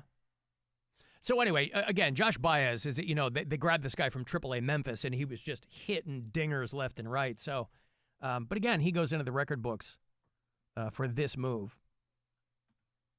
And, yeah. Congratulations to him. 23 years old. Rob, remember what you were doing at 23? Weren't doing that. No. Nope.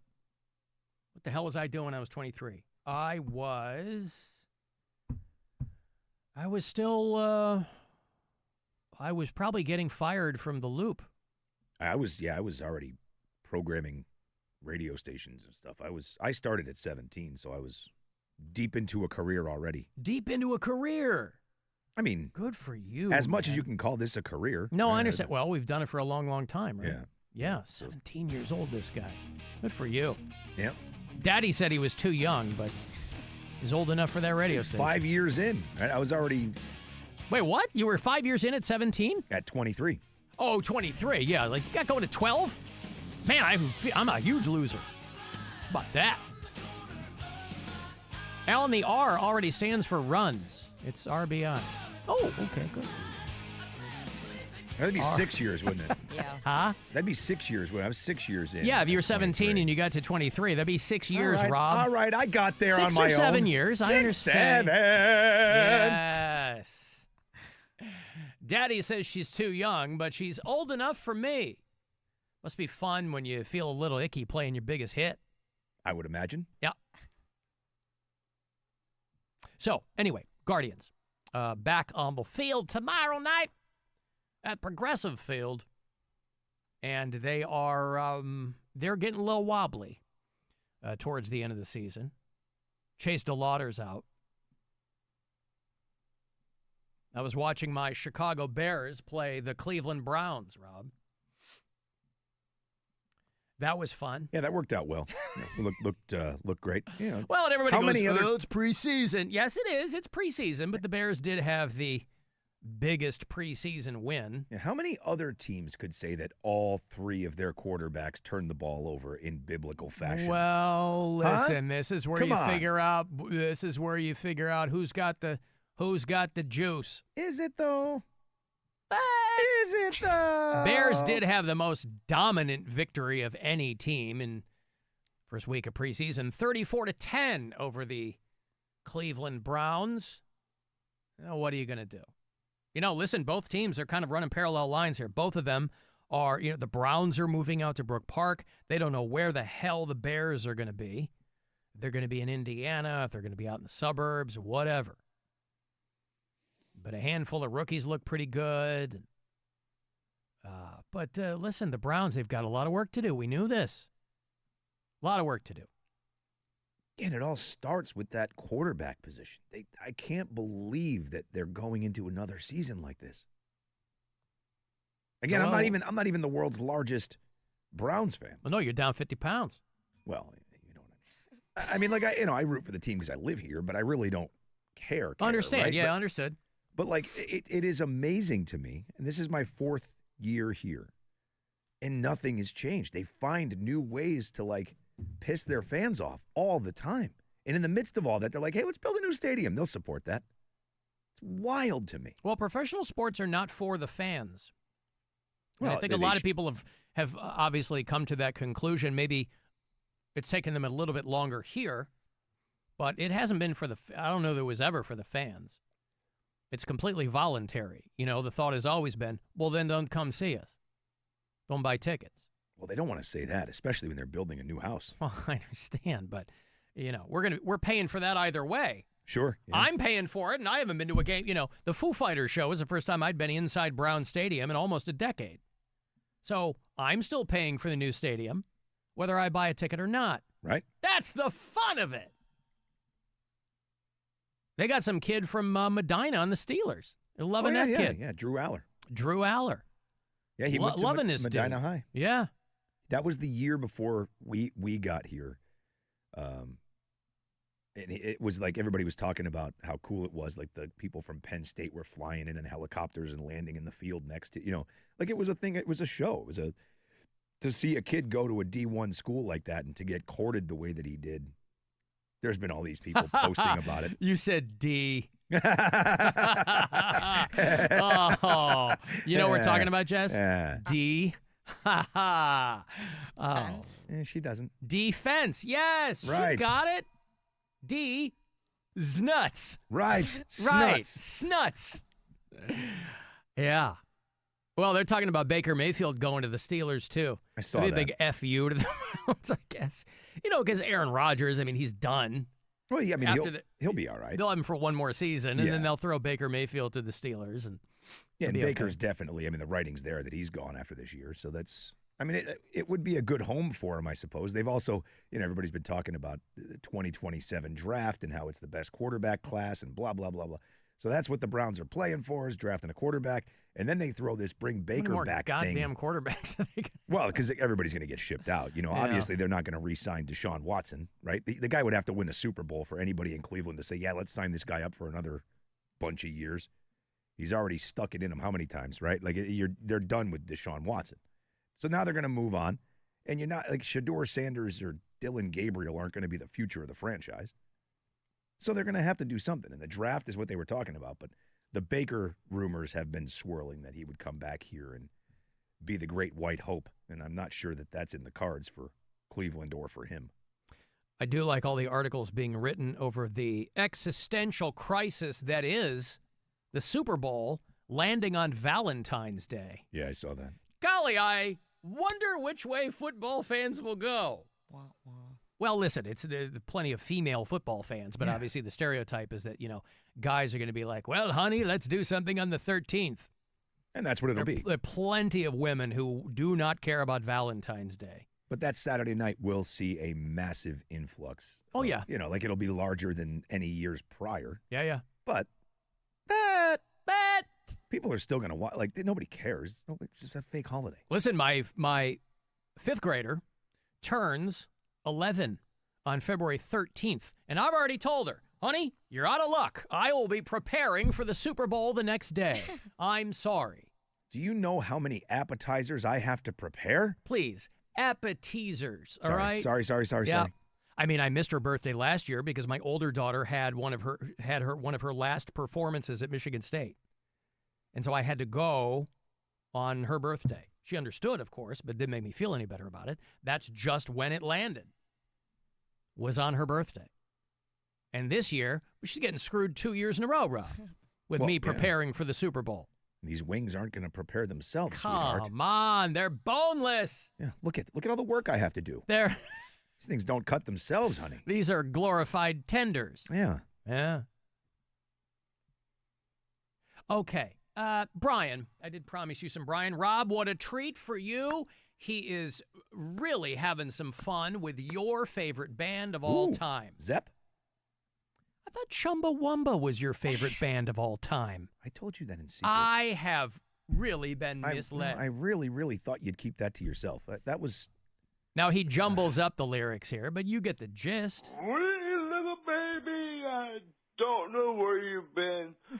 Soul of a woman was created below. Yeah, I mean, that's not the order not, in which those lyrics go, but he's having some fun with it.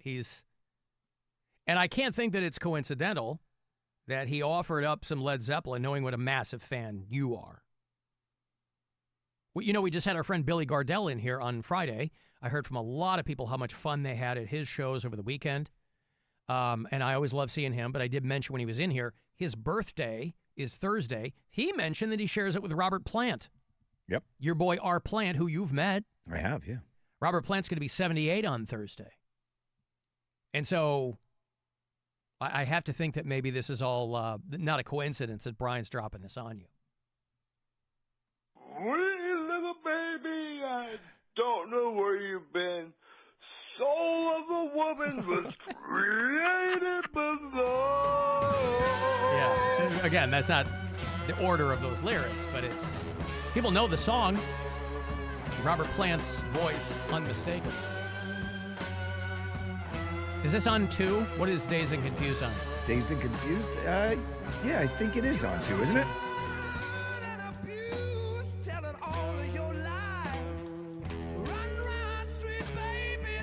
So many songs to keep track of. Oh, what a good song. I know. And a drum clinic right there, too, when you listen to the isolated tracks of that song. Yeah. Oh. I saw a bunch of, is it Dave Marsh? There was a guy named Dave Marsh who just died. Yes. Music critic and a biographer of Bruce Springsteen. Now, I'd never heard of Dave Marsh before, but you got a lot of accolades from the Springsteen camp because they were all very, very close. And so Springsteen had posted this very heartfelt obituary. He was just shattered that Dave Marsh is gone. And what was funny to me is when you dug, Dave Marsh was considered by many to be one of the last super crotchety music critics. The guy was 76. And so he was primarily known as one of Springsteen's biographers. He wrote Born to Run, the early biography, and he wrote a lot of, so he loved Springsteen. But it was funny, because he was from Detroit, and it was funny when you dug into some of his reviews over the years, because basically everybody that you knew who was popular, he hated. He wrote, obviously, it's no big shock this guy didn't like bands like Kiss. That's no weird thing. But one of them was, what did he say? That Led Zeppelin was absolutely hamstrung and infinitely limited by the talentless John Bonham. What? I'd never heard. Interesting take, bro. My hottest take, and I'm a drummer, obviously, but my hottest take doesn't get any hotter than Bonham might be just this side of overrated. But he's so wild. He was such an undeniable influence to so many people that that's barely anything. But Dave Marsh, God, I wish I could find it. They were just like, he called Queen because of We Will Rock You. And I wonder if this guy was like an early shrimp poster, to use modern parlance, because he referred to Queen as the first fascist rock band. Oh, yeah, this guy's a douche. Because they were telling you they were going to rock you. Now, let's ease off the throttle a little, bro. I think he was a Lester Bangs acolyte, and that was a guy, if you go way back with Lester Bangs, that was a guy who didn't like anything. Now, this guy was also, he spent 30 years on the nominating committee at the Rock and Roll Hall of Fame. So this Dave Marsh guy, it really had his hand in a lot of things. That explains it. But he loved him some Springsteen, boy. But he hated a bunch of other bands. Makes sense. Dazed and Confused was on 1. 1. All right. Dave Marsh on Led Zeppelin. Yeah, I think he singled out Bonham as being... I can't even listen to that. Okay. I know. That's what I'm saying. I know. And listen, everybody's obviously entitled to their own opinion, but this guy going to start Springsteen, but he's going to crap on Zeppelin and Queen? I found the thing here. He famously dismissed Led Zeppelin drummer John Bonham as, quote, clinically incompetent. Freddie Mercury had a, quote, passable pop voice, and the Grateful Dead were the worst band in creation.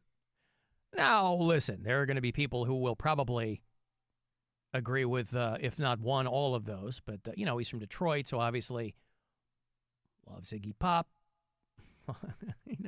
Big Springsteen guy. But he was a guy who was famously contrarian.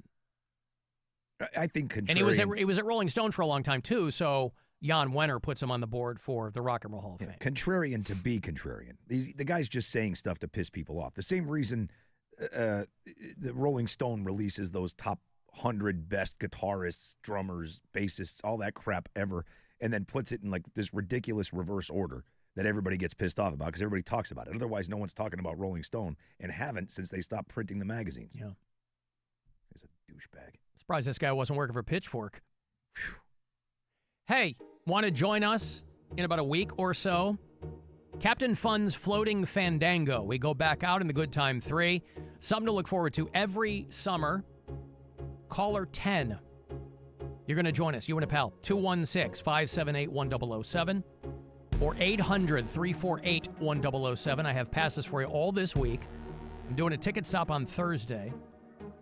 It's presented by Circle K, Twisted Tea, and Sun Cruiser. Taint Smasher will be along with us for your entertainment. It's the 29th. It's a week from Saturday. I don't know if there are any more tickets to buy. I know those were going very, very quickly.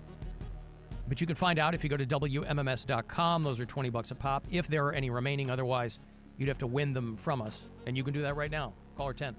I'm going to break here. 35192. Text me for anything else there, and you can listen on the iHeart Radio app. The Alan Cox Show on 100.7 WMMS. Rover's Morning Glory. Look at this. This guy built a huge Star Wars-themed bar in his backyard. You know his wife has got to be so pissed off about that. I'll bet she wants a divorce. But I bet you he built a lot of the inside of things that she probably saw on Pinterest that she wanted and suggested because he's obviously very handy. So you have to kind of go, well, I'll let him build this in the backyard. I bet you he's not. I bet you he didn't do anything in the inside. And No. she's like, No, damn she's just you. like me. If That's you what my could do wife complains that. about. You only do things you want to do. Rover's Morning Glory.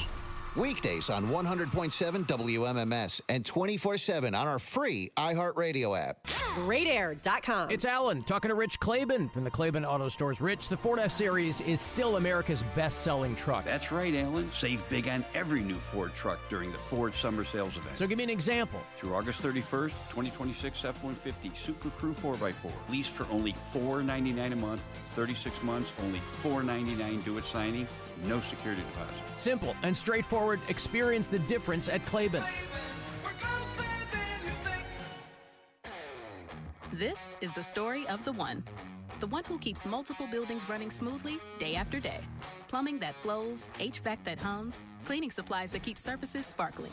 That's why she counts on Grainger. With easy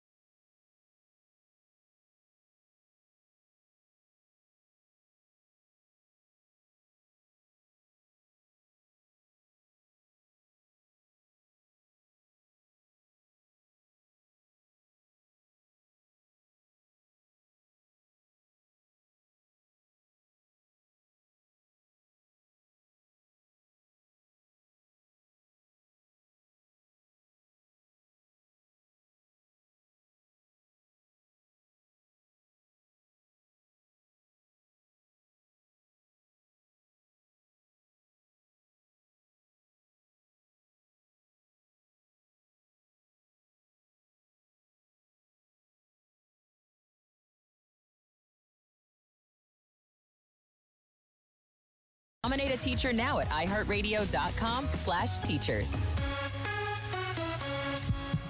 Conquer the morning school rush with the free iHeartRadio app. We make it easy with family-approved stations like Hit Nation Junior, kid-safe playlists like Disney Hits, and podcasts to learn something new. Download the iHeartRadio app, search Family, and listen now. Buzzard Radio is WMMS Cleveland, an iHeartRadio station. Guaranteed human. Call the Alan Cox Show. Eat that, you piece of crap. 216-578-1007 or 1-800-348-1007. Tickets for you all week to win if you want to join us for Captain Fun's Floating Fandango. Just gave away another pair. It's a week from Saturday. Been talking about it for long enough. Time to do it. We'll all be there. Brought to you by Circle K, Twisted Tea, and Sun Cruiser. Back on the Good Time 3. Taint Smasher joining us again. I will be out in Grafton this Thursday before the show for the ticket stop. If you have thus far been thwarted, Rob, in your efforts to grab tickets to join us, I'll be at the Circle K in Grafton, 36024 on Royalton Road. I want to specify because there's probably a couple of Circle Ks on that big long stretch there, but that's where I'll be. 11 a.m. to 1 p.m. on Thursday, pre-show. So if you're out that way, come by. Info is at WMMS.com. Otherwise, you will have to win those tickets here on the show. I don't know the status. I know as of last week, there were very few left to buy. So if you go to WMMS.com, if there are any remaining, those are $20 ahead. Otherwise, you got to win them. But we'd love to have you along. So, you know, how many years into this are we now? Probably 7 or 8 years, 6 or 7 years? I would say maybe 6, 7 years. All right. Hey, John. Yes. What's up, John? Hi. I wanted to know, because I overheard you saying something about that you're a drummer. Way back when you were talking about his favorite band, Chumbawamba. I wanted to know if you've ever heard a guy that drums on Facebook or TikTok or whatever. It's a Spanish name, and I don't know how to say it. It's Estepario. Yeah, like Estepario or something like that. Yeah, he really blew up on social media, yeah. Yeah. I didn't know if you've seen him, but that guy's freaking phenomenal. I mean, I just thought I'd bring that up.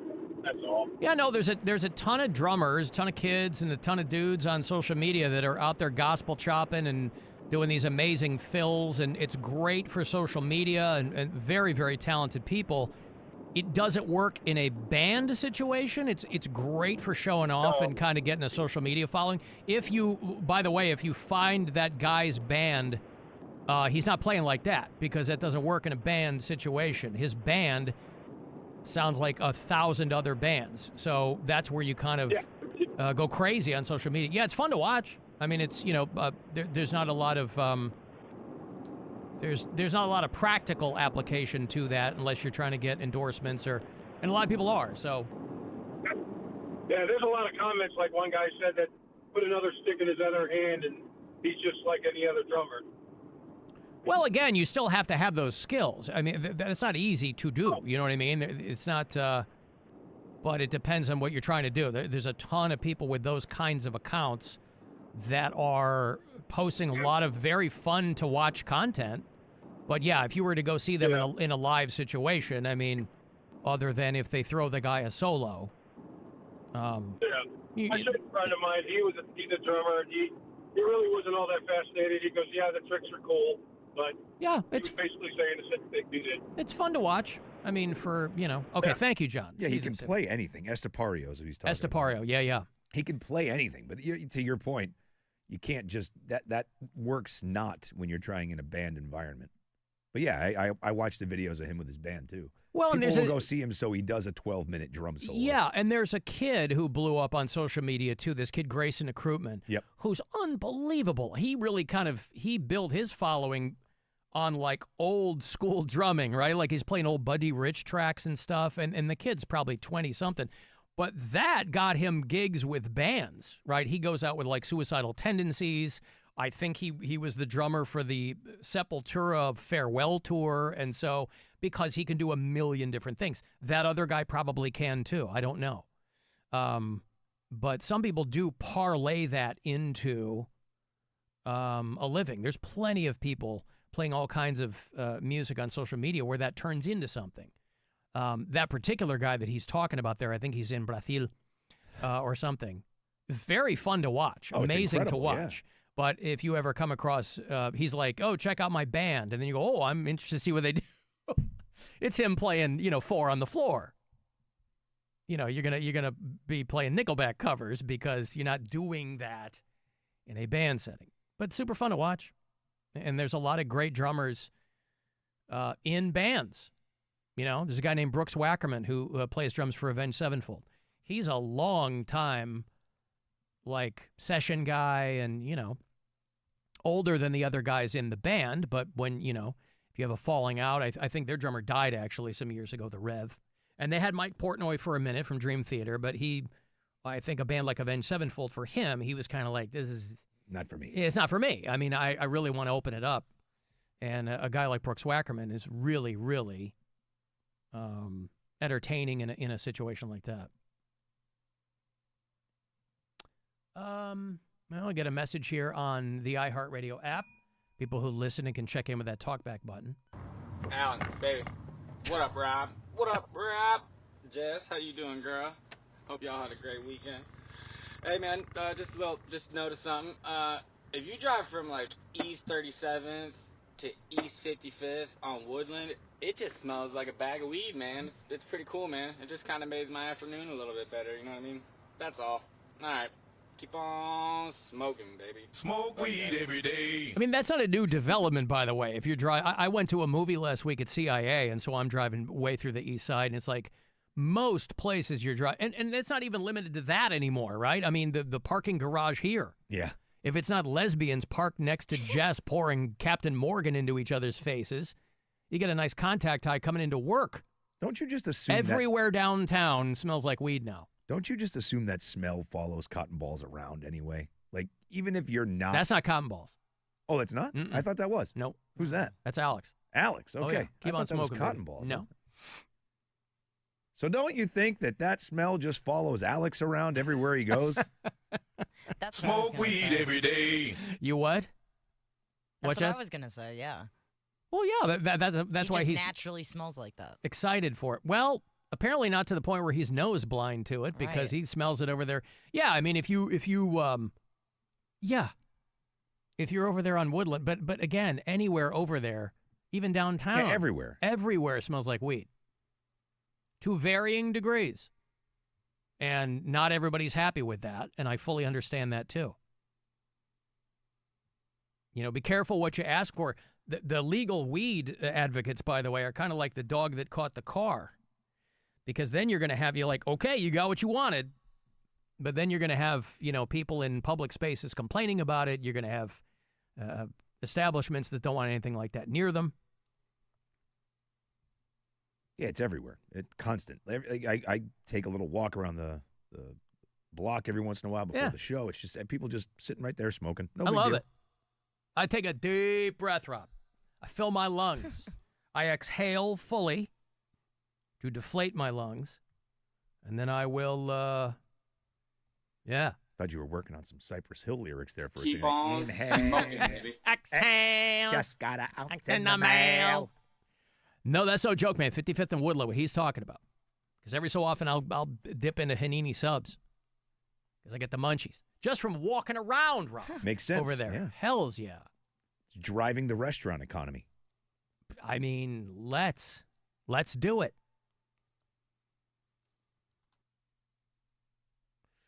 Oh, Cotton Balls texted. Don't worry, I also reek of weed. All right, well, good. I'm having an overdose of this, so is my wife. Overdose of what? Marijuana. I don't know if it had something in it. Can you please send rescue? Did you guys have fever or anything? No, I think we're dying. Okay, how much did you guys have? I don't know. We made brownies, and I think we're dead. Time is going by really, really, really, really slow. Mm-hmm. Apologies to Alex and Cotton Balls for mixing them up. Oh, I wouldn't worry about it. But it sounds like they're both potheads, so it's fine. Well, do you have to, back in the day, if you were smoking weed on the regular, you could be dismissed as a pothead. But everybody kind of, I shouldn't say everybody, obviously not everybody smokes weed. But a lot of people do. And does that make them a pothead? If you're reliant upon it, or if you're doing it incessantly, then yes, it Really? probably does make you a pothead. Yeah. Like Waking Bakers back in the day? Yeah, I mean, if you're smoking all day or numerous times a day, I would say, yeah, I mean, it's okay to call that person a pothead, I would think. Okay. Right? Well, yes. I just wondered if that Overton window had changed at all. I mean, With I the don't think so. legalization. I know it's legal and it's easier to get and all that stuff, but I don't know that what you are changes because of how you get it. You. And now, a man who's a real potheed. I'm sorry, pothead. Yeah. That's when Homer's hanging out with fish. The joke is, the fish guys would never mispronounce the word pothead. Great joke. Hey, Tim. Yes, sir. What's going on? Oh, not much. Just a local pothead weighing in here. So we're talking about all the weed smoke, and it is totally valid. I do not like how it smells like that everywhere, but we got pharmaceuticals in our water. We got microplastics in our genitals. I think a little weed smoke can be okay. Don't you tell me what I have in my genitals, Tim. What's this wee stuff? That's just my thoughts. Appreciate your show. Hate the show, actually. Thank you, Tim. I appreciate it. I mean, he's right. Those are Tim's high thoughts there, man. Yeah, there's weed smell. We got plastics in our balls and stuff in our water. Yeah, but same as it ever was, right? It's not a new development. Okay. Well, thank you, Tim. Microplastics in our testicles. It's going to be the name of my autobiography, Rob. Where are they, Grandma? Boner. Well, listen. What does she think about all the people that are constantly smoking in public? A bunch of assholes. Rob, that's my dear departed grandmother. All right, please. She was not prone to such salty language. But if you got her at the wrong time. Boy, no good deed goes unpunished. 7 people dead thus far in these biblical floods that they got in Indiana. Northern Indiana, they're historic flooding. Severe storms. The governor declared a state of emergency. They found a woman and her dog in a car, having been overtaken by the floods. They had both drowned. They found a number of people who were in similar situations. A 58-year-old woman and her animal were drowned in the car. There was a 19-year-old kid, 2 women in Lake and Porter counties. These are like if you're making that Cleveland to Chicago trip, you are driving through these areas. A kid on a bike rode past the flood barricades, never a good idea, and fell into a hole that they couldn't see there in the road and drowned. Jesus. Dying in there. Yep, there's a reason those barricades are there. But I guess everybody knows better. I'm not going to listen to Big Barricade. And because of this, obviously, it is a state of emergency. But leave it to Gary, Indiana, to have to pause the teams that are working to restore power because they're getting shot at. And now it's, everybody makes the same joke about Gary, Indiana, but it's not true. You've driven through Gary, where the power teams, the city has paused. They said they will continue to work to restore power in other parts of Northwest Indiana, but they've paused their work in Gary. The Northern Indiana Power, whatever that's called. It's called NIPSCO, as I remember the acronym for it. As the companies working there to restore power were catching gunfire. And so they're like, yeah, we're going to take a break from Gary, and we're going to go to other spots. that the crews that were working overnight were taking bullets. And so they're like, we're not going to do that right now. I'll tell you what, there was a thing on Reddit a while back, and just as a goof, on one of these subreddits, somebody asked, what is the worst city in America to live in? And I just typed Indianapolis because I just think Indianapolis just got awful. It blew up. I couldn't believe, equal parts right on, and what the hell are you talking about, But, man, you just dip in there, and, boy, the Indianans. But, they've had these huge, and again, these are the same storms that blew through the greater Chicagoland area, and so I'm always checking in with my son who lives there and my mom and, my siblings. Hey, everybody okay? Yeah, sure. We got the neighbor's trampoline through our front window, but other than that, we're great. And we're down a family dog. I literally, a friend of mine who lives in Northwest Indiana, basically on the other side of the border there where they want to put the new Bears stadium, allegedly. Yeah, she posted a photo of, like, a tree and a neighbor's trampoline that went through her, like, garage or something. And it was bad news. Was the first thing I did when we moved here. The kids wanted a trampoline. I got one, and I bought like 3 or 4 of those stakes you screw into the ground. You got to put those friggin' things in concrete. That all as far down as I could get it to the ground, and then I ratchet strapped it to that, and that thing never budged. We had some monster storms come through while I lived there. Yeah. And that thing didn't. I'm like, if you're going to have a trampoline, man, you got to tie that thing down. Nope. We had a trampoline for a number of years, and I noticed that my daughter was using it less and less. And I said, a couple summers ago, I dismantled that thing finally. And you're just asking stripped for it for parts. Yeah.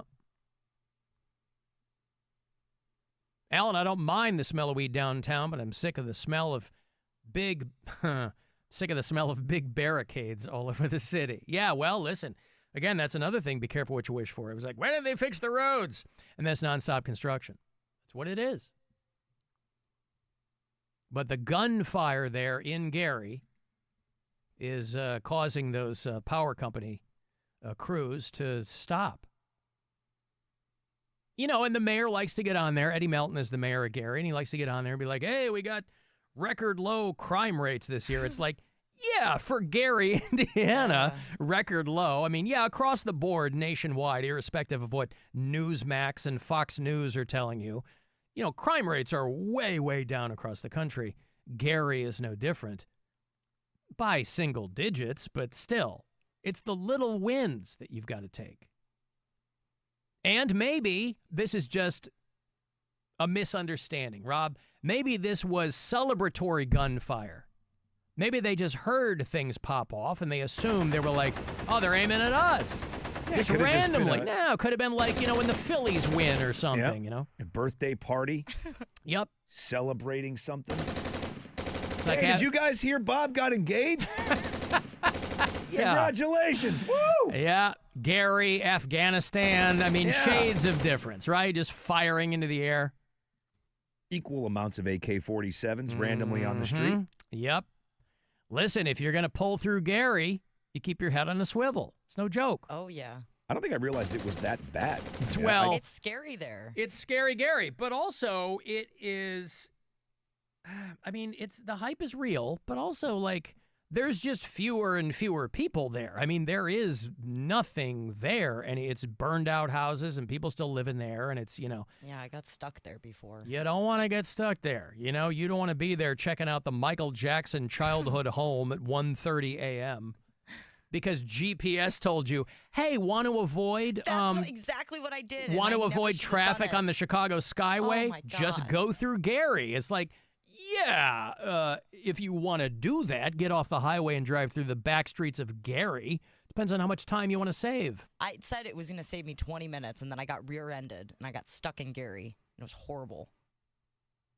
How did you get rear-ended in Gary, Indiana? I got getting off the highway. Ellen, don't! I was merging. Because you slammed on your brakes. No, I didn't. It was raining, and she was a crackhead, and she got behind me. Wait. How do you know she was, and then it was raining, and she got out of her car. How do you... Oh. And she walked up to my car, and she started screaming at me and said, this is your fault. You did this. And I'm like, no, I didn't. I just merged. You rear-ended me. And then she was like, well, I've got a guy that I can fix it. And I was like, no, I'm going to call the cops. And that's when she really started freaking out. How is Jess a psycho magnet? You know how long we've been driving, Rob? I've never had anybody behind me get out of their car and tell me that I'm not leading some kind of charmed life. 2 weeks later, I got rear-ended by a drunk woman. She fell asleep behind the wheel in Chicago. How does this happen to you? Yeah. How? I don't know. Man. But yeah, those are 2 weeks apart from each other. Born under a bad sign, this one. Yeah. One for bad luck should have no luck at all, Rob. Like the man said. Rob wants nothing to do with it. Nope. 2 hours and 11 minutes into a new week, and I'm already out. I know it's going to make you feel better. A salve for the soul. Guardians tickets. Maybe your presence there is just what this team needs to lock it down, because they're having a bit of a tough time right now. But Guardians are going to host the Toronto Blue Jays. This is September 1. We're almost there, believe it or not. Getting into almost Liberty Weekend. It's a Tuesday night at Progressive Field. I got 4 tickets for you for caller 10. 216-578-1007. 800-348-1007. Tickets for all the home games are on sale. Have that MLB Ballpark app on your phone. It will make the whole process much, much easier. Well, good luck. 4 tickets. Guardians, Blue Jays. I will have these for you all this week right around this time. 35192. Text me there for anything else you can watch on our YouTube channel if you want. We'll be back. It's the Alan Cox Show. On our free iHeartRadio app and your favorite smart device. Just tell it to play the Alan Cox Show. On iHeartRadio. The most talked about music festival on the planet is coming back to Las Vegas. And you can win your way to be there. Our iHeartRadio Music Festival. Presented by Capital One. September 18th and 19th at T-Mobile Arena. 16 artists, 2 nights, 1 stage. Never seen before artist collaborations and once-in-a-lifetime moments you'll never see again. Muse. Weezer. Snoop Dogg. Major Lazer. Cardi B. And more. Stream it live on Disney Plus and Hulu. Buy your tickets now at AXS.com. And keep listening for the next chance to win your way to our iHeartRadio Music Festival. We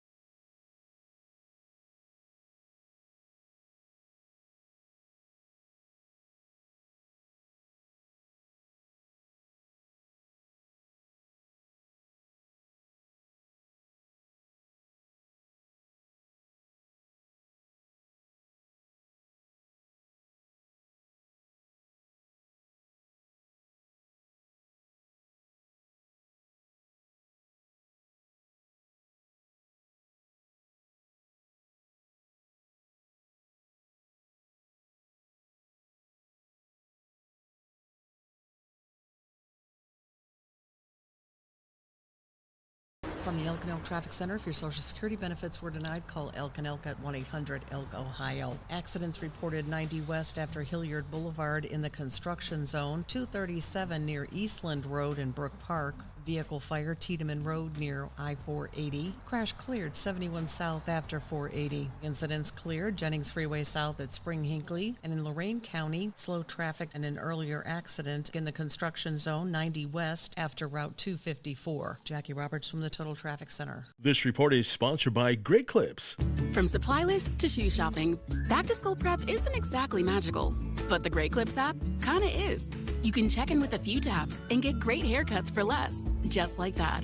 Download the app today. Great Clips. It's gonna be great.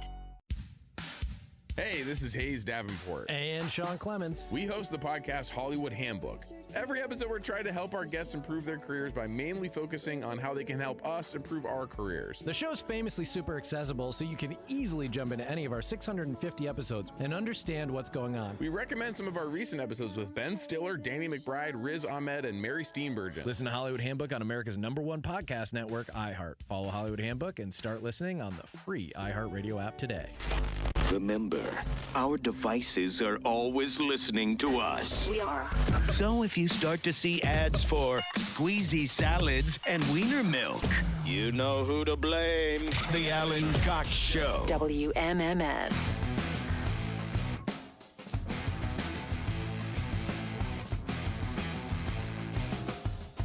Little over an hour away, 5:30 will be that last keyword today to get you to Vegas. You and a friend with $1,000 and tickets for our iHeartRadio Music Festival, which is exactly 1 month from tomorrow. It's the 18th and 19th of September out there in Vegas.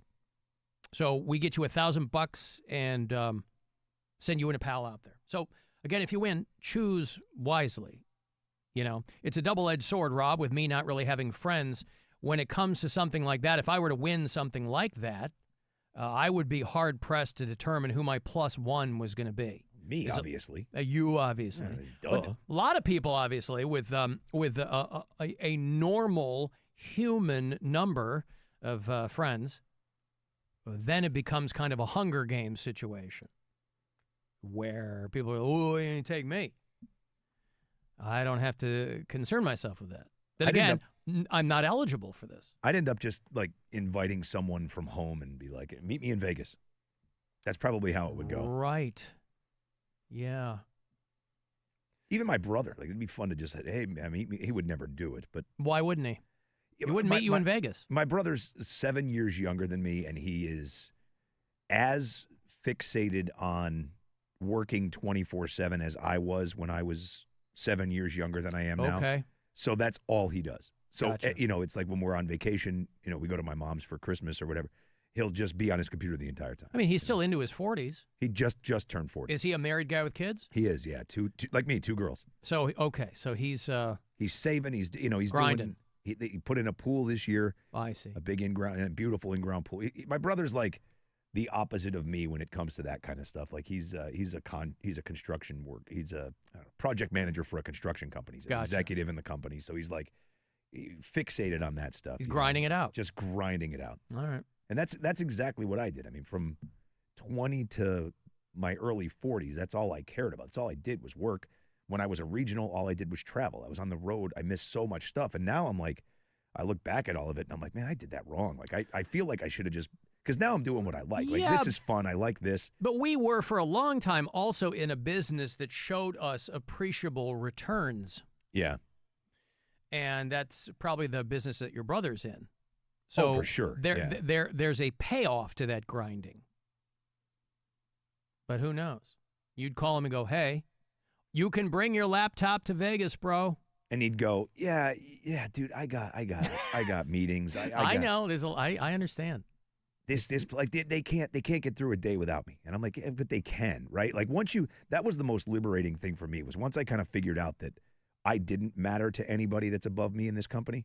It was the greatest thing in the world because I was like, I'm done. Yeah, but for a long time, a golden rule in showbiz is don't get sick. No, for sure, but it's not like that anymore. Who's going to take your job? No, I know. Well, there's 7 people left in the industry. It's not somebody taking your job. It's you not having your job when you come back. No, the sure. guys that get fired on vacation and stuff like that. Or out on. You see that poor bastard out. You also can't control that either. So poor guy out in California. Another company just went through a massive round of layoffs named after a cloud, and they fired this dude while he was out with like stage 4 cancer. Yeah. Like, listen, iHeart's a bunch of heartless a-holes, but I've never seen anything quite like that. That's the worst thing I think I've ever seen. Well, they were probably like, we can't keep paying this guy's medical. Yeah, but we can't medical insurance. But how much is the PR worth? At what point do you say taking negative press is worth less than firing a guy who's out with stage 4 cancer? Yeah, but now I wouldn't have. I'm in the business and I keep my eye on that stuff, and I wouldn't have known that if you hadn't told me about it just now. So it's like if you can ride out the 24-hour news cycle. I mean, how many people are going to see that outside of our industry? Oh, I think it definitely picked up legs. It got shared everywhere. People they took a bath on that one because he wants to get the word out. It wasn't even him. I think it was just people around him were like, yo, they just fired a guy who's like literally died. Just wait a couple months. Like it might solve itself. Like stop. But again, nothing's going to come of it. That company, they'll ride it out. They'll be like, yeah, whatever. It sucks, but yeah, I don't know. I mean, there's no downs. There's no upside to,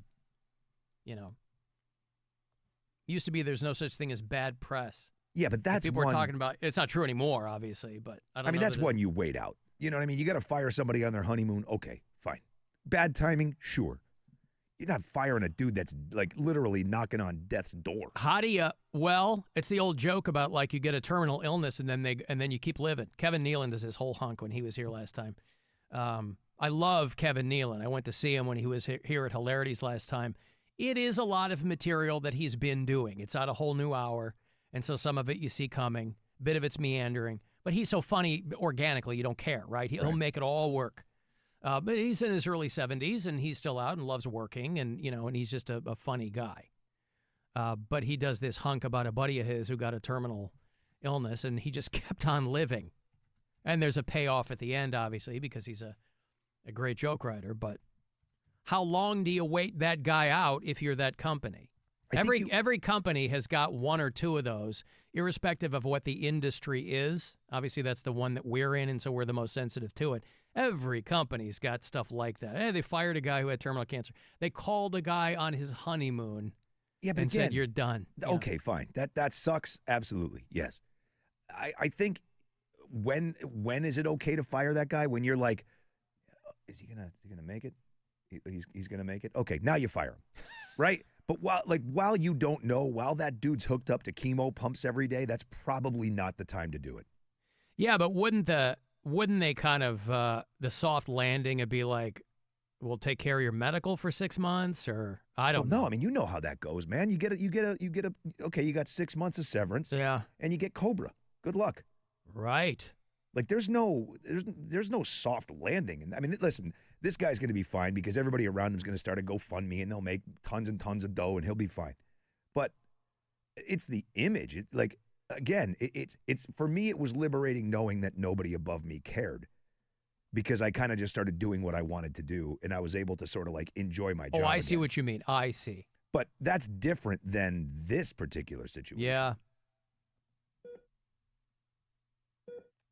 I mean, really, you could have sat in a room when they were going through that stuff and been like, well, let's see. Kevin has stage 4 cancer. What are they saying the latest is? Oh, he's in really bad shape. I don't know. Why don't we give this one a month and see if like nature just takes over? Well, because also that's probably not a guy who's actively working. Right. For them. So they probably look at it like, well, yeah, it sucks that he's sick, but we're paying him and he's not working. Yeah, but again, you don't fire a guy that's out on disability. Like, I know. Just wait a minute. Well, his companies have gotten sued for that too, and it's I hope this company does. Not this company, but that company. Yeah. Well, that's the calculus, right? Hey, we're going to do this. Let's see what comes back on us, and then we'll go from there. If nothing comes of it, it's bad PR, but we're out clean. If he sues, we settle, cut him a check. Alan, I got laid off in February. A woman who got laid off with me was having a scheduled C-section the next day. Well, silver linings. You don't have to worry about maternity leave. You go home. Yeah, that's the perfect time to get fired. I know when it comes for me, it's going to be like the middle of a crappy Ohio winter.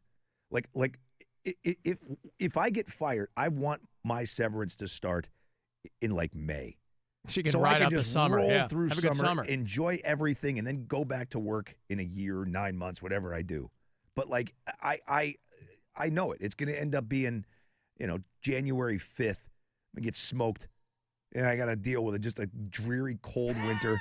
Yeah. Try to go get a job so I do something. Like I'll go to Home Depot to not be in the house all the time. Have a heart attack shovel in the driveway. Be gray for 6 months. Yeah. This is great. Lost my gig. Sun's never out. Gets dark at noon. Yep. Thanks, Ohio. Brian, your thoughts? I am woman, hear me roar. Yeah. Cracking himself up, Rob. Thank you, Brian. Had nothing to do with what we're talking about, but I appreciate it. Guardians are off tonight.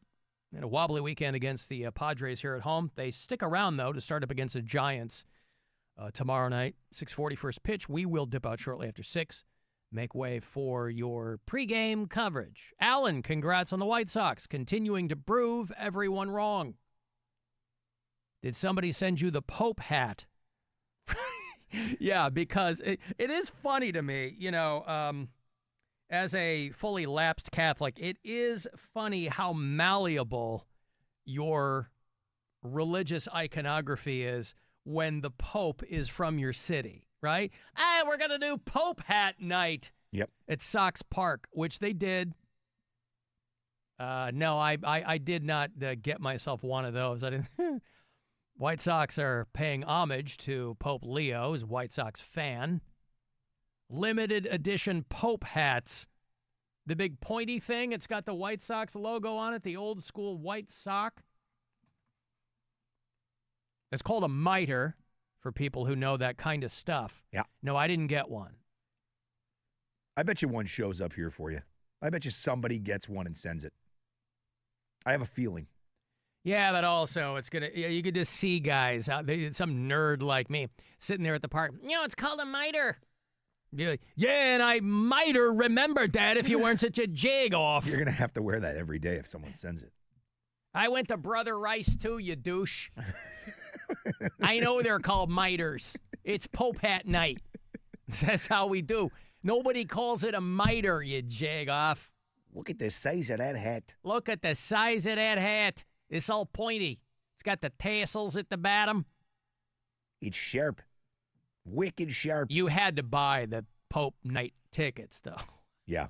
Because they put people in a designated area so they could get a wide shot of everybody wearing the mitre. Hey, look at that hat. That's a good-looking hat. Have a look at that. God bless the White Sox. They begin their crosstown classic tonight. Both teams are doing very well this season. This is when the Sox play the Cubs. And everybody pays attention to it because it's the Cubs. And it's real easy to be a Cubs fan. But usually, the two teams are not doing well. This year, they just happen to be. But they call it the Crosstown Classic. We're going to go up there and play, and the Cubs cut guys right before this game. It would be something if all of a sudden all the Chicago sports teams get good. That sort of would make some people probably start believing again. Believing in what? A higher power. Oh, I see what you mean with respect to the American Pope. If all of a sudden you have a Pope from Chicago who's a known Bears fan, a known White Sox fan, these dudes start winning games. Yeah. Winning championships. It's going to be a stigmata. Hey, it's, I'll tell you what, it's a lot easier to be a Cubs fan than a Sox fan. That's why they got to do Pope hat night. They're not doing Pope hat night up there at Wrigley Field because it's like an amusement park. They got the outdoor movies, and they got the Shake Shack. You just see him sitting there at night, just kneeling on his little Pope kneeler by his bed, saying his nighttime prayers. And God, please watch over the Sox. Please watch over the Bears. And who else is in Chicago? There's the Hawks. The Blackhawks. There's the Hawks. It's a great, funny word to say, especially with this accent. Hey, dear Lord, take care of the Hawks. McCaskey can go eat it. Sacks, Cubs, whatever. God bless John Cusack. He takes a lot of heat unnecessarily. Yeah, I don't know. I'd never considered whether or not the American Pope, when he drops to his knees. And it's a quick throwaway at the end. He prays for world peace. He prays for all the things he's been praying for 60 years. But at the end, he throws in a little, and please watch over the sex. And everybody, even you, probably forgets about the Chicago fire. But they're out there, too. And the sky. Don't forget about the Bears, all right? The ladies need some love, too. And so Lord, pay attention to the sky. As we head into another football season, please watch over the Bears. Thank you. Clearly, there's no God or LeBron would have gone to the Bulls. Nevertheless. Forgot about the Bulls. You forgot about the Bulls? Yeah. Do you remember one Michael Jordan? I do. All right. That's why I always forget about the Bulls. All right, well, he's got shoes. Michael Jeff Jordan. We call him Jeff. Nobody calls him Jeff, but take my point. So anyway, whoever texted me, I did not. I was not sent a socks miter for Pope Hat Night. But they certainly bend the rules when it suits them, don't they? I don't know if they probably got special dispensation from the Archdiocese of Chicago. Yeah, I heard from, hey, when the main guy is at the top, I don't need to let anybody else know. Who is the current Archbishop of Chicago? We had Joseph Bernardine was the big guy when I was a kid. You know, like if you're a Gen Xer, you had the same Pope for like 30 years. You had JP2. Yep. We had the same Archbishop in Chicago. We had Joseph Bernardine. Blaise Kupich. All right, well, there you go. He's the current Archbishop. His name is Blaze. Blaze, B-L-A-S-E, like the St. Blaise, you know, where they put the candles across your neck? Oh, not B-L-A-Z-E. No, B-L-A-S-E. Born Omaha, Nebraska. He was the Archdiocese of Omaha, and they brought him to Chicago. All right, well, good. It's just an old guy in a funny hat. Old white guy in a funny hat again. That's what these people are to me. And God, please watch over all of those Chicago teams. Before I go to bed, I want to make sure I mention it. And anybody who puts ketchup on their hot dog should be killed. Hey, listen, that's all right, too. Who did we see that was putting ketchup on their hot dog? That kid, the guy here. The what's his name? The internet genius. I don't remember. Oh, yeah, the corporate guy. Yeah. Right. Yeah. I was thinking, it wasn't somebody in house. No.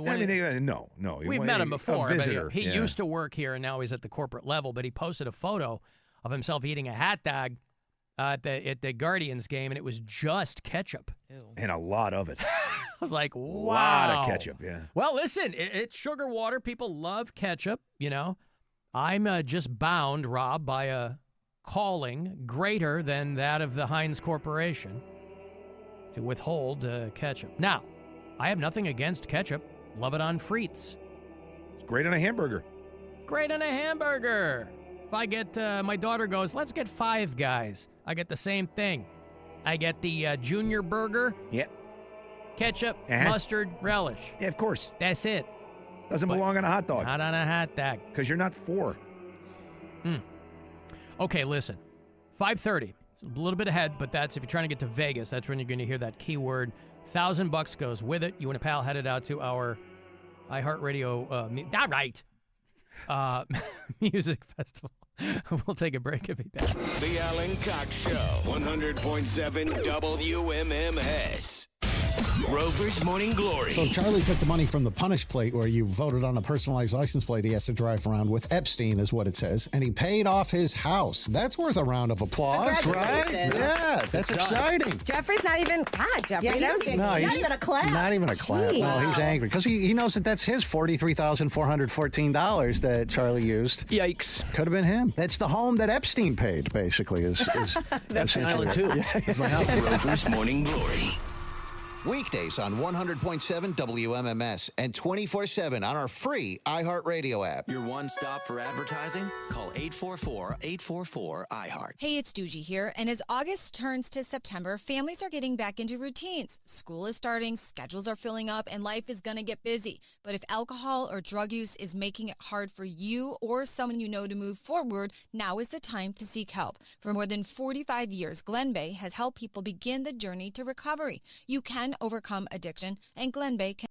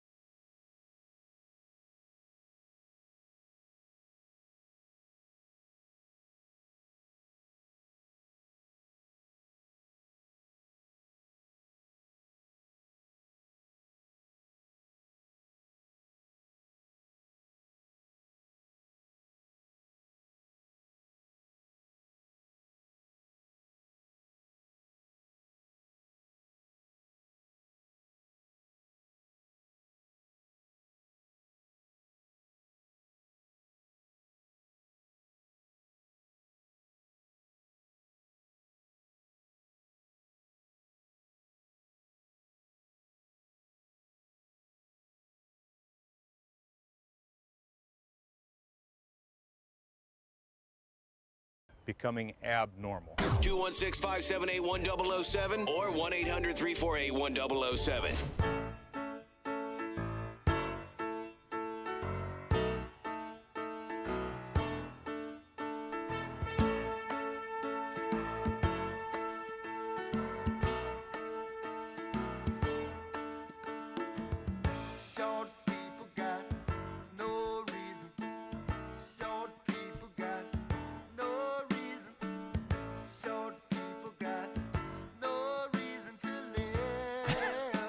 Whoops. I had this song running through my head. I popped into the Ohio Burlesque Festival over the weekend, over at the Beachland. And all I was singing in my head was Short People by Randy Newman. I'm not sure why, but... Do you remember your Gulliver's Travels? A little bit. You remember the name of the place where he found himself? No. I'm going to just say no. Jess, did you ever read Gulliver's Travels? No. What's it about? Gulliver's Travels. It's about a guy named Gulliver. And his travels. Yes. Oh my gosh, that sounds intriguing. About a guy named Jonathan Swift. It's about a guy named Gulliver who ends up in all kinds of strange places. And he meets the fictional island of Lilliput, the Lilliputians, right? To this day, Lilliputian is used as like an adjective to describe really, really small people from Gulliver's Travels. And I was reading a thing about a guy who's doing research into mushrooms, a hallucinogenic mushroom. We were talking about mushrooms when we were up in there in the box at Viagra Boys. We were talking about, right? You and me and Burge were talking about mushroom trips. You might not even remember that. No, I do. But we were. Yep. No, I remember. I wasn't on mushrooms. No, we weren't on them. No, we were drinking that. Yeah, no, I wasn't drinking that much. I definitely remember that, yeah. But this guy, it's making the rounds every so often, about hallucinogenic mushroom. PhD student has been studying a very unique species of mushroom that has a very unique hallucination. It makes you see hundreds of tiny people. Like if you were to see, everybody has different trips on mushrooms. Mushrooms has never been my favorite thing. Like once in a while, I'll eat mushrooms, but it's never like been my preferred mode of getting out of my head. But it's appropriately called the Lilliputian mushroom. Those of you who do a lot of them might already know this. But they're trying to figure out what the chemical compounds are that are responsible for this very specific hallucination, where you see hundreds of tiny people. Now, I don't want to see more than a couple regular people when I'm on mushrooms, let alone hundreds of tiny people. But it would be pretty awesome. Is it like a clone of the same person? I wonder. I don't know. Say what, Rob? I forgot what I was... You said it would be interesting to see. I think it would be interesting to see what that's like at least once in your life. Like if it's creating all of these people, I think I would do it to see what it's like for sure.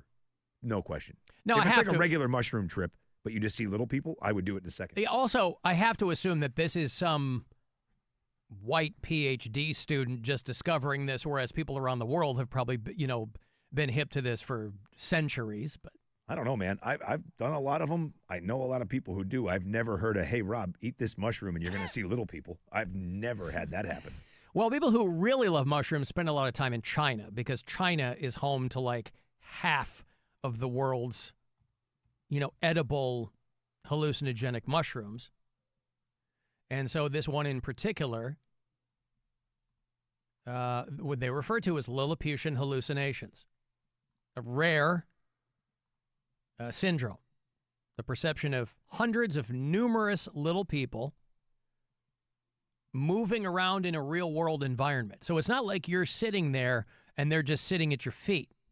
They're saying that when you take this mushroom, maybe somebody in our audience has had an experience with it, that you're walking around the world doing your thing, and there are all kinds of tiny people near you. Yeah, that sounds I would not. fantastic. I would not want that. It's like the Smurfs, dude. You're like Gargamel. That sounds fantastic. Yeah, Gargamel's not the hero of that story. I'm not saying he is, but like having the la la la la la la happening when I'm tripping my ass off. I awesome. want to be Smurfette. What? I know who? Who? I don't. What? Huh? I can't think of. I didn't mean that. I don't know what that is. I meant I want to do Smurfette. Wait, what? Huh? Huh?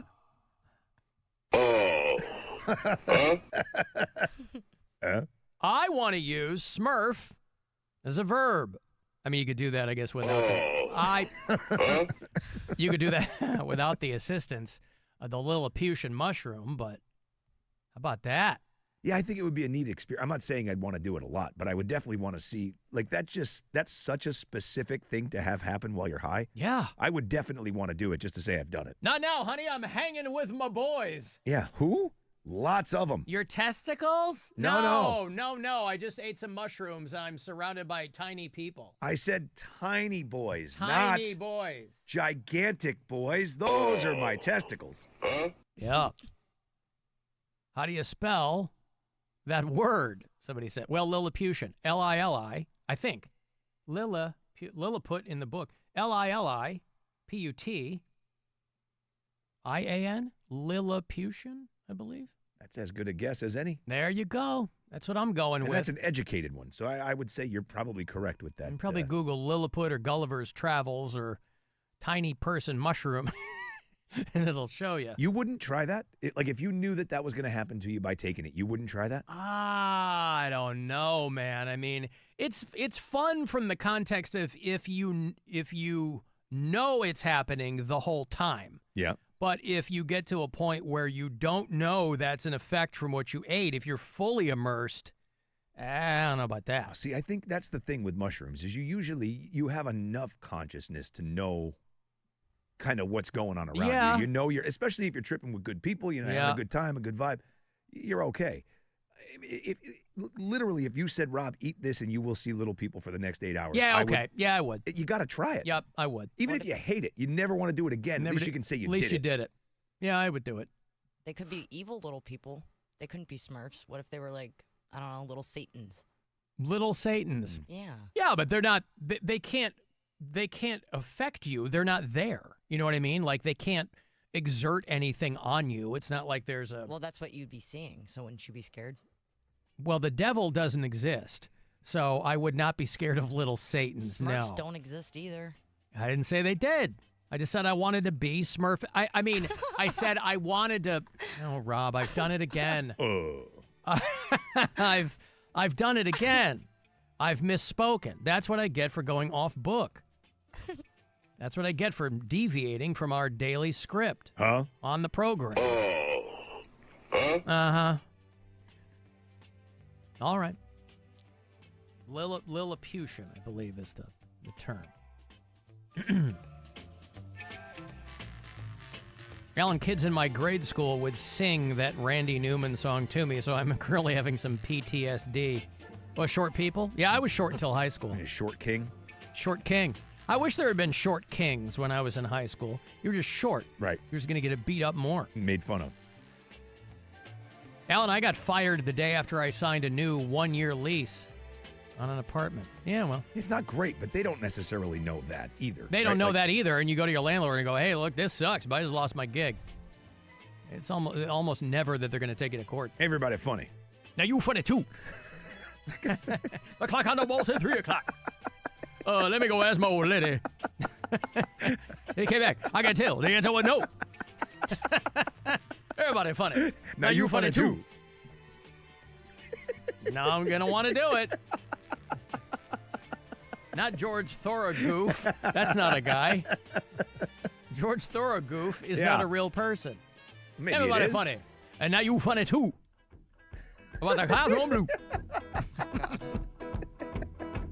I said I know. I said I know. Story Yeah, about the house on blue.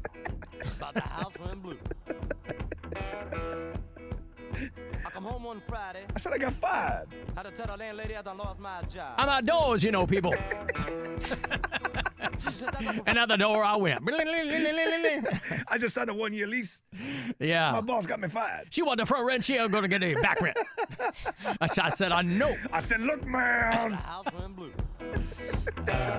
No, she would love it. I come home one Friday. I can tell the other one, no. Tell the landlady I done lost my job. I said, I'm tired. I don't think you're looking for a She job. said, that don't confront me. As long as you got my money this As long Friday. as I get my money next Friday. Now next Friday I come, I didn't get the rent. And Out the door I went. That George Thorogoof is really good. What I get for typing too fast. So I goes to the landlady. Yeah. What'd you say? I said, you let me slide. Oh, yeah. I have the rent for it tomorrow, the next I don't know. But for 5 years, I don't so know. nice. So let me slide it on, people. You know, people. I notice when I come home in the evening, she ain't got nothing nice to say to me. But for 5 years, it was so nice. Lord, you would so love it, nice. Lord, you would love it. Lord, you would love it. Hey, Jake. Hey, so Alan, you're saying it might be a little bit unsettling to be on a mushroom high and seeing a bunch of Lilliputians, but the opposite would be, I think they're called the Brobdingnag, it would be pretty unsettling to see a bunch of giants while you're on a mushroom trip, right? Brobdingnagian. Yeah, right. They were the giants from Gulliver's Travels. Yeah, but Yeah, also, it's a like, mouthful, I couldn't say. yeah, they talk about these, thank you, Jake. They talk about, Long as I get my money is Friday. No. Interrupted us. I didn't have the rent. And out And out the door I went. You know, I'm outdoors, people. So I go down the streets, down to my good friend's house. I said, look, man, I'm outdoors, Can I stay with you maybe a couple days? Let me check out my wife. I can tell by the look on his face. The answer was no. Everybody funny. Now you Now you guys funny should too. live it funny. I could see in his face. I know there was no. No. He said, I don't know, man. She kind of funny, I said I know. I said, I know. Everybody funny. too. Everybody funny. Now you for that too. Hey, Kelly. Yeah, how you doing, Alan? What's up, man? I hear sometimes, like with mushrooms and stuff like that, a lot of it's psychological. Like you hear all these stories about it, and that's what you'll end up seeing. Well, yeah. What kind of headspace you're already in? No, I'm just driving. Okay. Thank you, Kelly. Got my things and I go. I said, look, man. I slip on out the back door. Down the streets I go. She hollering about the front. She ain't gonna get any back rent. She ain't gonna get none of it. None of it. So I stop in the local bar, people. I go to the bar. I rent my coat. I call the bartender. Say, look, man. Come down here. Come down now. So what you want? I want bourbon. One White Claw and one Red Bull and vodka tequila. No, I got the lyrics completely wrong. Well, I ain't seen my baby. Well, I've been drinking bourbon whiskey. Scotch and jam. Gonna get high. I'll tell you what, that's the big reveal in that song, that he has a girlfriend. Yeah. This guy's a loser. He can't go to her. What a scrub. He's got nothing going on, this guy. Well, he's got something going on. Got no income. He's got a nice order in front of him at the bar. He's got a I bourbon, a guess. scotch, and a beer. Oh, Most come people would on. be happy with one or the other. This guy's got both. Come I said on. I know. Guy's doing odd jobs for people because he's got nothing else going on. Clock on the wall say 3 o'clock. At the bar. I'm getting drunk. I'm feeling mellow. Out there playing guitar for 10 people. I'm drinking bourbon. Now, I'm drinking scotch. I'm drinking beer. Look down the bar. Here comes the bartender. Said, look, man. Come down here. So what you want? No one bourbon. I mean, it is a little repetitive, of course, but he knows what he wants. It's The a man great wants storytelling song, man. what he wants. He's telling you can just feel what's going on. Landlady kicks him out. He goes to a buddy's house. His wife's a pain in the ass. He's on his ass again. It's a full story, man. Yeah, but is his wife a pain in the ass? Hey, could my no good friend sleep on the couch for an indeterminate amount of time? All right. I'm sorry. His wife isn't a pain in the ass. She's funny. Now everybody funny too. Everybody funny. Now you funny too. I said I know. I said I know. Man, what a great website I came across. I am a word nerd, of course. Merriam-Webster. Of course, the dictionary. They're online. They have a website now called Time Traveler. And you can put in a year. A lot of people are using their birth year. And it will show you all the words that were used officially the first time ever in that year. And it goes way back. It goes to like the friggin' 1600s, right? So a lot of fun if you're looking for your birth year. Like Jess's birth year is 1999, right? Yes. And video of her was probably 2003 or 4. Something like that. Yeah. She knocks her sister to the ground. Yeah. Let me find 1999 here. I just pulled it up. Huh? I got it. You did? Yeah. Oh, you're quick, bro. Mm-hmm. Ass clown was used for the first time in 1999. I have to think that this is maybe the first year that these words showed up in the dictionary. Is that what it is? And 1999 as well. Was Columbine 1999? Feels like it. Active shooter showed up for the first time in 1999. Vape. How about that? Going back 27 years. Red pill. Incel. I'm starting to sense a pattern here in 1999. The dawn of a new millennium. Clickbait. K-pop. What were you, 1978? Me? Yeah. 79. 1979. Came out first in 1979. Jesus, this thing is slow. And this computer is so slow. You just have to go back so far. It sucks. Oh, my God. I have to like spinning that wheel of death, getting that far back. I do like that meme, though. You'll see age gap relationship content. Yeah. And the girl's like, when I have to scroll down, yeah, my man. boyfriends were filling out forms and I got to scroll down the date of birth. Hip hop was first used in 70. That's me now scrolling down to, you're 1979. Yeah, hip hop was first used. Okay. Chill out. Yeah. Female genital mutilation. Yeah, well, All that's right, not man. good. Yeah, It's my that's favorite band. Overseas stuff. And probably, some Closed strange. captioned. Mm-hmm. Homeschooler. Let me find 1971. Be the year of my birth. Spiff. Spiff, like spiffy. Yep. 1971. Amoxicillin. Jesus Christ. Wow. What the hell were they doing prior to that day? Active suspension. Blow dryer. Wasn't used until 1971. Here's a strange one for 79. Split-fingered fastball? Yeah. No one threw a split finger before 1979? Well, who did it first? I don't know. I'm just surprised that would be the first known. That's first used in the major leagues in the 1920s. It was called the fork ball. So they must have named it. Early something proponent different? of the splitter was Roger Craig, a pitcher turned manager in the 80s. There you have it. Coached the Tigers and the Giants to do it. How about that? Ooh, safe word. Nice. What is your safe word, Jess? Kumquat. Yep, mine's pumpernickel. Nice. Anywho, crapshoot. That Gross. showed up for the first time in 1971, Rob. Anyway, the Time Traveler website there at Merriam-Webster's page. I have a little bit of fun with it. Wouldn't that be a word you wouldn't want to make a safe word because it would probably almost come up all the time?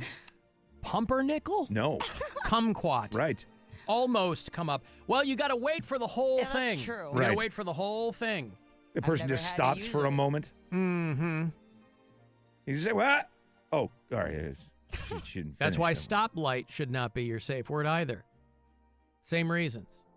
Stoplight? Dominatrix showed up in 1971, Rob. Added to the dictionary officially. Now, I've known my share of dominatrices over the course of my adult life.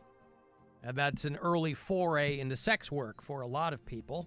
I don't know if it still falls in the category as much anymore, but stigma went away.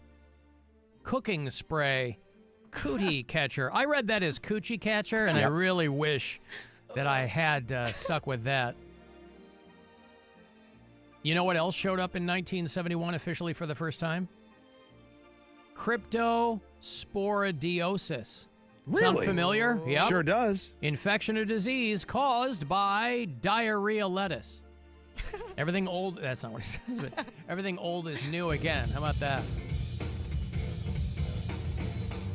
Little drum solo from the last Beat tour. It was Danny Carey behind the drums last time. Terry Bozzio taking over this time around, though. But Beat is a great supergroup playing the music of King Crimson. If you are a fan of prog rock, they're playing the world-famous Agora. Caller 10, these tickets are yours. Adrian Belew, along with Steve Vai, Tony Levin, and Terry Bozzio this time around behind the drums. 216-578-1007 or 800-348-1007 for caller 10. It's the night before Halloween, Friday, October 30th at the world-famous Agora. The tickets info, everything else, you can go to AXS.com. Pair of tickets here to see Beat for you. It's the Alan Cox Show. Everywhere on our free iHeartRadio app. Or whatever smart device you have. Just tell it to play the Alan Cox Show on iHeartRadio. The most talked about music festival on the planet is coming back to Las Vegas. And you can win your way to be there. Our iHeartRadio Music Festival. Presented by Capital One. September 18th and 19th at T-Mobile Arena. 16 artists, 2 nights, 1 stage. Never seen before artist collaborations and once-in-a-lifetime moments you'll never see again. Muse. Weezer. Snoop Dogg. Major Lazer. Cardi B. And more. Stream it live on Disney Plus and Hulu. Buy your tickets now at AXS.com. And keep listening for the next chance to win your way to our iHeartRadio Music Festival. Some apps say they're free, then come the fees. Not the iHeart app. It's 100% free. No required subscriptions to access the best live radio stations, free playlists, podcasts, and more. Download the free iHeart app today. iHeartRadio. From the Universal Windows Direct Weather Center, WMMS Weather. Mostly clear tonight, down to 60. Tomorrow, sunny with a high of 80. And then on Wednesday, chance of rain and thunderstorms. Wednesday's high around 77. This report is sponsored by Staples. All right, it's officially the most wonderful time of the year at Staples. They've got back-to-school supplies as low as 25 cents, up to 40% off select tech, 20% off for teachers, and more. Check out all the deals at staples.com/back-to-school. Staples, that was easy.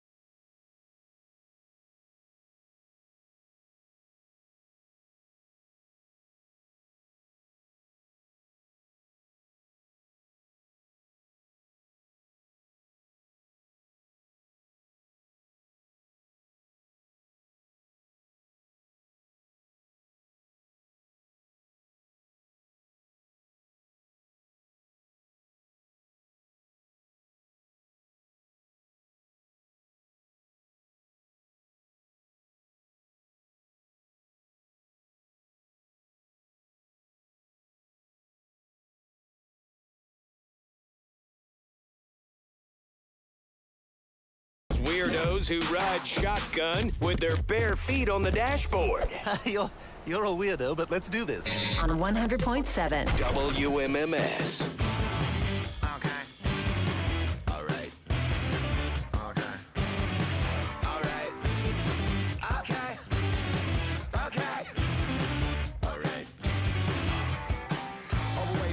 Ride around on wheelchairs motorized by electric motors made by goblins in a factory overseas. They're there to buy drywall and other products so they can eat back at home on the sofa. They watch TV. They watch TV about a man named Chandler Bing who died in a freak hot tubbing accident and spent his time drinking hot dog flavored water on a popular TV show called Tub Girls.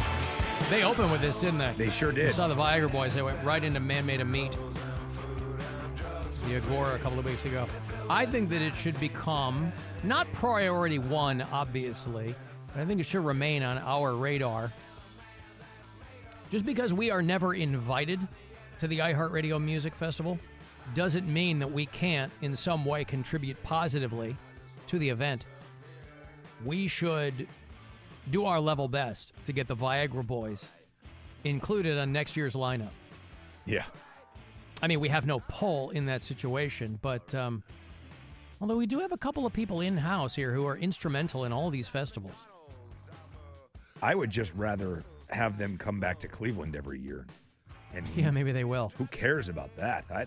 You might have seen on social media, and you could probably chalk it up to people going, yeah, I bet they say that in every city.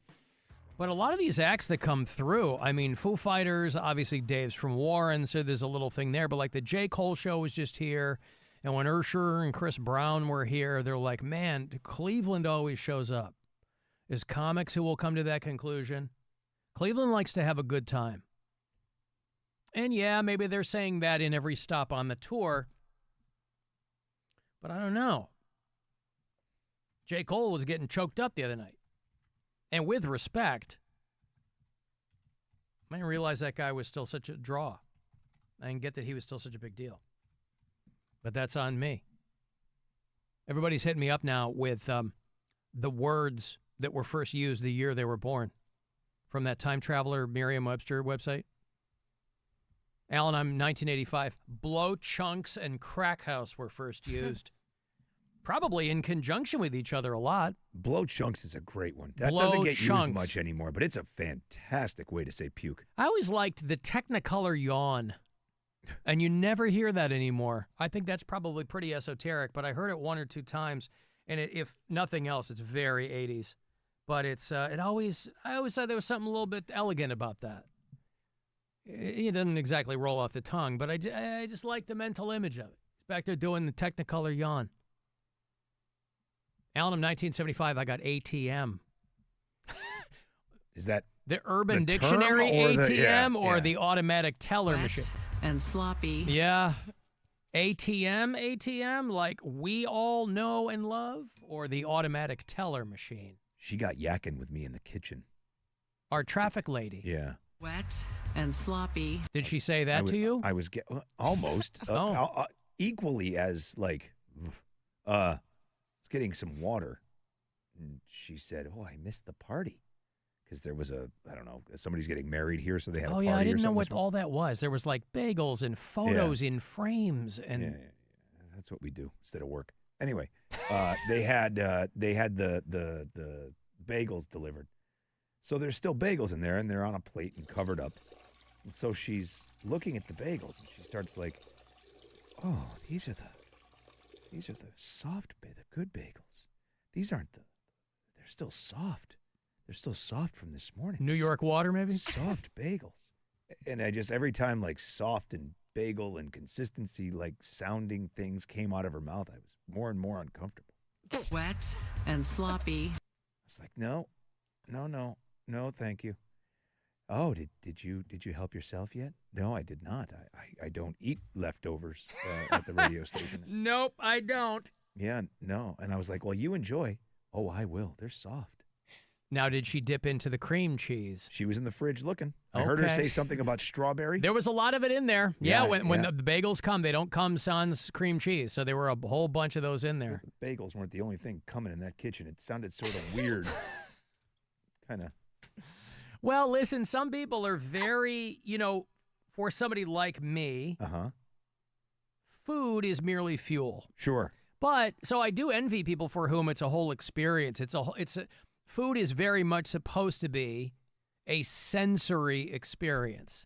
And I kind of envy people who feel that way about it. Now, you can go too far in that direction. I wasn't there, so I don't know.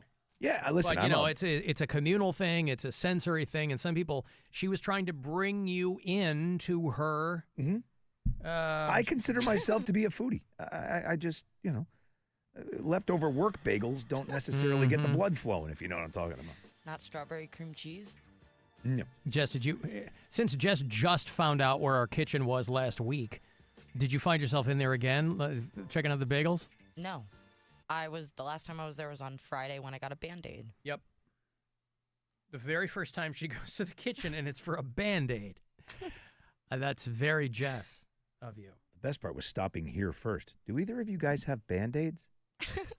Nope. It's not a wild question. I do keep a lot of stuff. You carry Band-Aids? I keep a lot of stuff in my locker. I have like floss picks there, and I have toothpaste and a toothbrush, and I have, just things that I'm here a lot. And I'm not, admittedly, in a lot of situations here at work where I might lacerate something. But on the rare occasion that somebody goes, "Do you have a Band-Aid?" I could go, "Yes." I like being that guy. I do have I have a first aid kit in my trunk. I could have just as easily gone to my car. But, Yeah, but I didn't know the nature of the I injury. could have just used a piece of tape. It's we fine. still helped. Go to the kitchen. It's there. Yeah, You I get a found Band-Aid it. there. Yeah, there's a first aid kit in there. Speaking of bagels, I thought it was funny. I was reading that South Korea and Singapore removed. Now, first of all, I have to claim ignorance on this. I didn't know they even had Trader Joe's in Singapore and South Korea, but they do. And they've pulled their everything bagel seasoning because of poppy seeds. Because they're worried about trace amounts of opiates. Remember when Elaine Bennis, when her drug test came back positive because she had the poppy seed bagel? I think it was a muffin. No, I'm sorry, the poppy seed muffin. Right. See, Jess knows. I know my Seinfeld. You really do. I do too, but it's like she's schooling me here. Yeah, the poppy, and then she wants some of Jerry's mom's pee, right? I don't remember that. Yeah, then she tries, because Peterman's like, "You have osteoporosis. You have the bones of a 75-year-old woman or something." Right? Yeah. That's like the key part. Well, this you're not going to believe. I found out why I was testing positive for opium. Poppy seeds. Poppy seeds. Yeah, that makes sense. Yeah. You want some chicken? Yeah, thanks. So, Isn't that where Kramer's cooking in his shower? Yeah. hopefully I'll get my job back and I will be on my way to Africa. Hello, Newman. And they all have very low water pressure, so the visual gag there is that they all have like limp, short hair. Newman and Kramer. Anyway, wasn't that late? Seinfeld, like that feels like it was toward the end, wasn't it? Like that couldn't have been an early season. No, that would have been. That was the showerhead episode.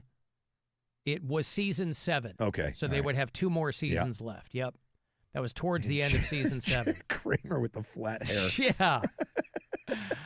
Where'd you get the salad? Oh, I prepared it as I bathed. Because he got the garbage disposal put in his tub. So dumb and funny. Singapore adopts a strict policy of zero tolerance toward controlled drugs, they said. Yeah, man, Singapore's no joke. You spit gum out and you get caned. And so they've pulled the everything, it's called Everything But the Bagel. It's Everything Bagel Seasoning. They're at Trader Joe's getting pulled from shelves there in South Korea and Singapore. South Korea, by the way, now, we referred to this last week. Rob was like, "Is that the good Korea?" And of course I said yes, although that has now been completely inverted, where as far as Trump is concerned, North Korea is the good Korea.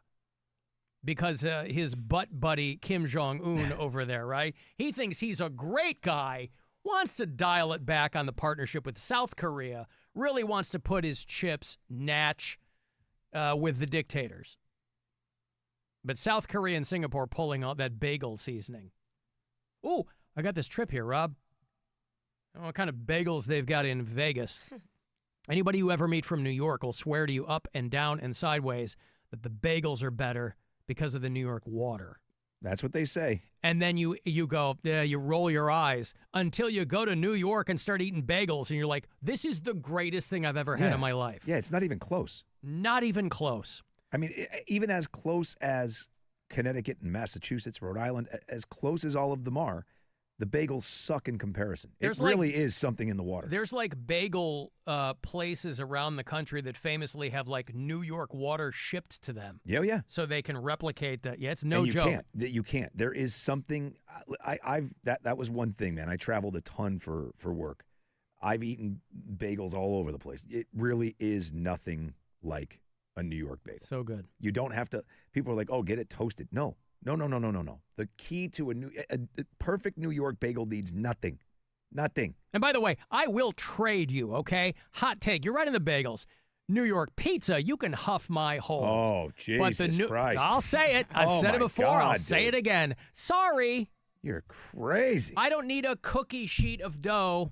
Thank you. Yeah, I don't need to fold it. You'd also rather have a telephone book of dough then if you're talking about Chicago style. I don't eat deep dish. The big I like thin crust. Round Pizzeria Uno 50-pound pizza. I will give you that. It's for tourists. Is that the Lou Malnati place that's famous for that? Is that the one you talk? Yeah. Well, I mean that's one of them, but like Giordano's and Gino's East, everybody does deep dish. Pequod's is kind of the mom and pop joint up north that everybody swears by, like food blogs and crap.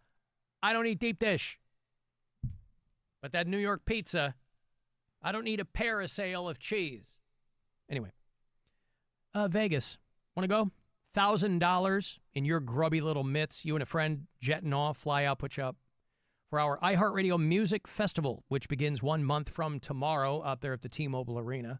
So we still got those keywords coming at you every few hours this week. Good luck. Now your chance at $1,000 and a trip to our iHeartRadio Music Festival. Text the nationwide keyword Vegas to 200-200. You'll get a confirmation text and info. Standard data and message rates apply in this nationwide contest. That's Vegas to 200-200.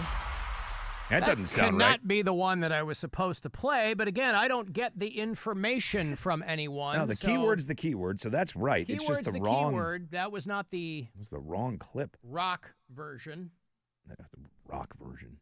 Well, you know what I mean. No, I do know what you mean. I just laugh. At least it's not like the old ones. Remember the old ones? I mean, I guess I should have checked, but again, I don't have any. I usually double check and refer to all my stuff, and I'm not given that information anymore. So I'll send a note. It just sounds like that was an error. I think that was the top 40 version. Yeah. Hey, everybody! What was the keyword?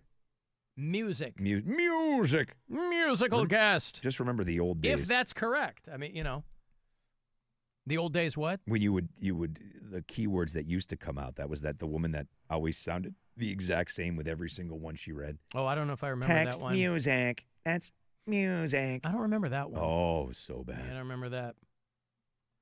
Musical guest, Hot House Flowers, and your host, Abe Vigoda. I used to do this dumb bit all the time where I'd get the most obscure musical guests I could get and pair them with the most fakakta hosts so that anybody. Oh, God. Because back in the day, now they're SNL music bookers are just looking at Spotify and see, TikTok, whatever. Back in the day, though, boy, there'd be some left turns. Musical guest, Sun Ra, and your host, Hal Linden. All right.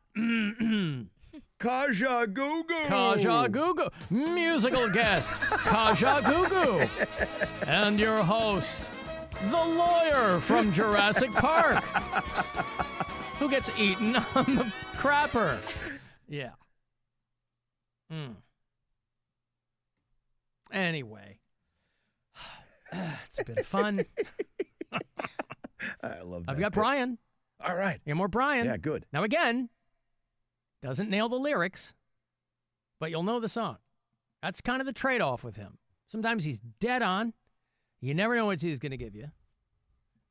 Spill that wine, kiss that girl. Spill the wine, kiss that girl. Right.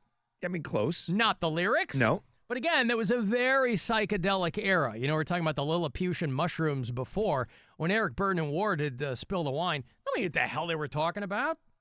They were all on shrooms. It's all LSD. Let's Take That Pearl, right?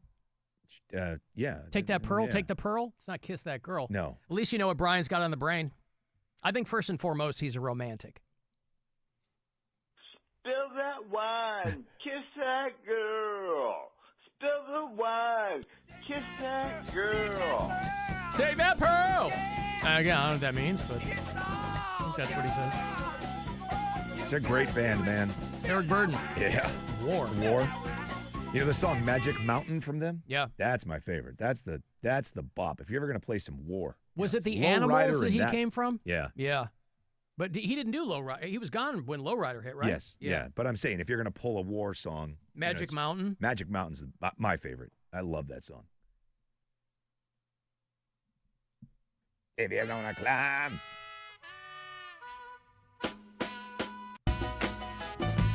We're all going up a magic mountain. We're all going so high. Hook is so good. We're gonna touch the sky. Drink a little water up a magic mountain. Peace and love, you and I. I've never heard this. Oh, no? No. I don't go super deep with them, but, good song.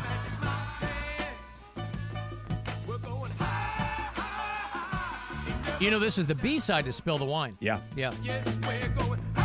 That's how I heard it. For you kids, a B-side was the opposite of the A-side. All right, well, there you go. Mm-hmm. Congratulations. But, Brian, thank you one more time.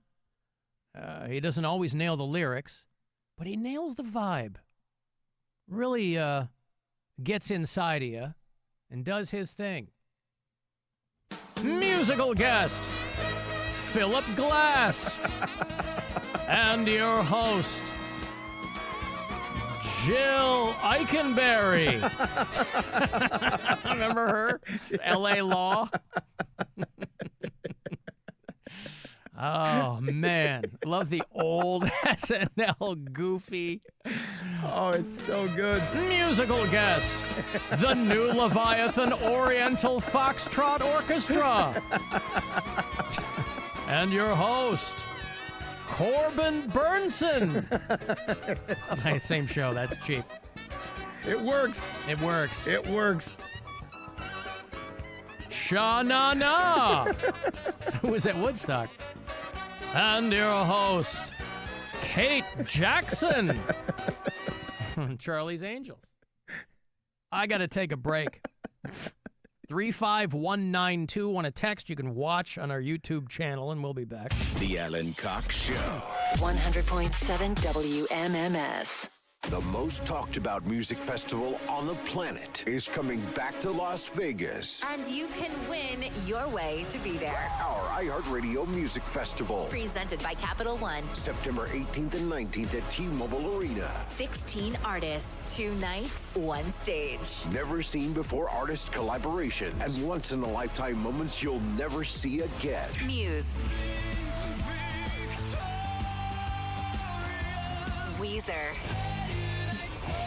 Snoop Dogg. Major Lazer. Cardi B. And more. Stream it live on Disney Plus and Hulu. Buy your tickets now at AXS.com. And keep listening for the next chance to win your way to our iHeartRadio Music Festival. We're giving away a trip for 2 to Vegas for this year's iHeartRadio Music Festival in September. Includes airfare, hotel, and tickets to both Friday and Saturday show. Just come out to the Circle K at 7895 York Road in Parma on Tuesday, August 25th from 3 to 5 p.m. One lucky person will win the trip for 2 to Vegas. Universal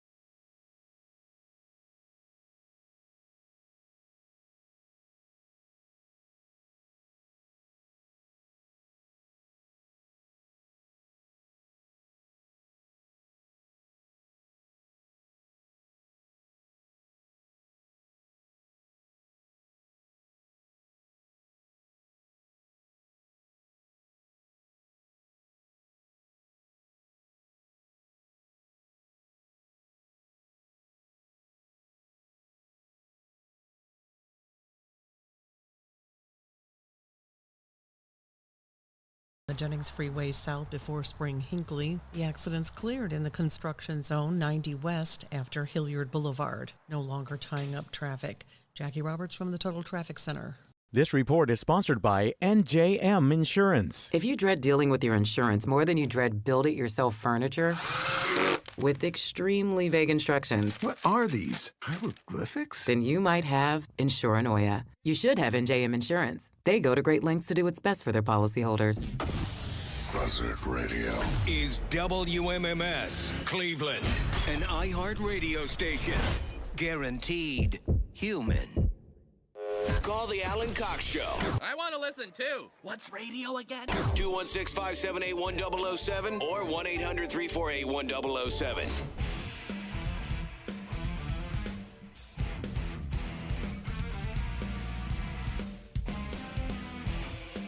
Guardians off tonight, coming off a wild weekend here at home against the Padres. Padres take 2 of 3 in that series. Tomorrow night they get going against the Giants here at home. Tomorrow, Wednesday, Thursday, before they hit the road. And that will start at 6:40 tomorrow night. Your pregame 30 minutes prior. All of it here on WMMS and on the iHeartRadio app. You can use the promo code. The hell's Fandango, right? I'm thinking of the next one. Well, because I haven't dropped the new one yet for September, but I sent it to them. That would explain why she's working on that already, because she's going to be gone. She's getting married. Oh, is that what it is? That's why she's asking now. She normally asks like 2 days ahead of time. It's never too early. Now it's it makes fine. sense. Yeah, I get it. I'm happy to get it off my plate. Of But course. Yeah. And Mazel Tov. Good for her. Uh-huh. Between the weddings and the babies, I don't know who's celebrating what around here. So it's barely on my radar. But okay. Come September, 2 weeks from tomorrow, I will have a new promo code for you. But until then, you can still use Fandango for 15% off. Of course, Captain Fun's Floating Fandango is a week from Saturday. Still plenty of chances for you to win tickets, not least of which is Thursday morning. I'm going to be in Grafton, pre-show. 11A to 1P. I'll be at the Circle K on Royalton Road, the 36024 Royalton Road. So you don't show up at another Circle K. Because I have to assume there's more than one down there. They're all over the place. So I will have Floating Fandango tickets for you. It's brought to you by Circle K. It's not a coincidence it'll be there. Twisted Tea and Sun Cruiser. I wonder if it would be poor form, Rob, if I was standing out there in front on Thursday under the MMS cabana chugging a Twisted Tea. I think it's exactly what you should do, quite frankly. It's pre-show. I know. And those go down too easy. Anyway, if you're out that way, I will have tickets for you to win. Otherwise, we'll do it on the air. But we go back on the Good Time 3 a week from Saturday, the 29th. And then we'll be getting into all kinds of trouble post-cruise. So, caveat emptor. I am booked, man. It's gonna be rare form for me this year. I'll finally get to babysit Rob rather than him babysitting me. I'll just end up handing you my company card because I won't be doing math. Yep. I'll be writing humongous tips. Yep. I don't pay it. Dave, iHeartMedia, is never going to see us coming. Hey, it's the one friggin' promotion we got. That's right. That's why I'm going to make it blow count. It out. I'm not doing Cox out this season, so let's do it this time. Jess will be our DD. Yeah. You know, that really is, under any other vehicular circumstances, you'd be in good hands with a sober driver, but it's Jess. I'm taking my chances. Stone cold sober. She's like, oh, I got rear-ended, and then I hit the building. And you've seen her car. Oh, my God, you can't. Yeah, me drunk, still design. Exponentially better than Jess sober. Yeah. Your seatbelt. She's like waiting to merge, and somebody hits her from behind. Right. Who does that happen to? Jess. Man. And I'm not kidding. Literally 2 weeks later, I got rear-ended by a drunk driver. I know. I believe you. I don't believe in bad luck or fate or any of that nonsense. But wow, you talk about somebody who's just a misfortune magnet. And it didn't come in threes. It just came in the 2, and that was it. Yeah. Indeed. Wow. Well, I know anytime I crack the door open even slightly on that SNL bit, somebody's going to hit me up. Oh, man, I got a bunch of them already. Musical guest Uriah Heep and your host Cloris Leachman. Uriah Heep and Cloris Leachman. It's a pretty good one. Yeah, that's not bad. No, Elliot, the guy that keeps sends a quarterly email, all the words that I made him Google. Yeah. He sent me a whole bunch. Oh, gosh. People send you ones too? Oh, yeah. And I just was thinking of a few as well. All right, give them to me. Well, the 10cc was the first band that popped into my mind, and I hadn't matched anyone up with that yet, but 10cc was the first band that popped into my head. Musical guest, Men Without Hats, and your host, Robert Urich. Remember him? Oh, yeah. Spencer for Hire. Yeah. It was such a big deal that show was set in Boston. Remember that? Oh, People yeah. who were from Boston, they love talk. That's why they redid it with Marky Mark. It was terrible, but they did Spencer for Hire with Marky Mark as a Netflix movie a couple of years ago. But there was a show back in the day, Robert Urich. I watched him on a show called Vegas. It was an ABC show or something, but Robert Urich was a big deal. I don't even know if that guy's still alive. I don't think that he is. I think he got sick or something like that.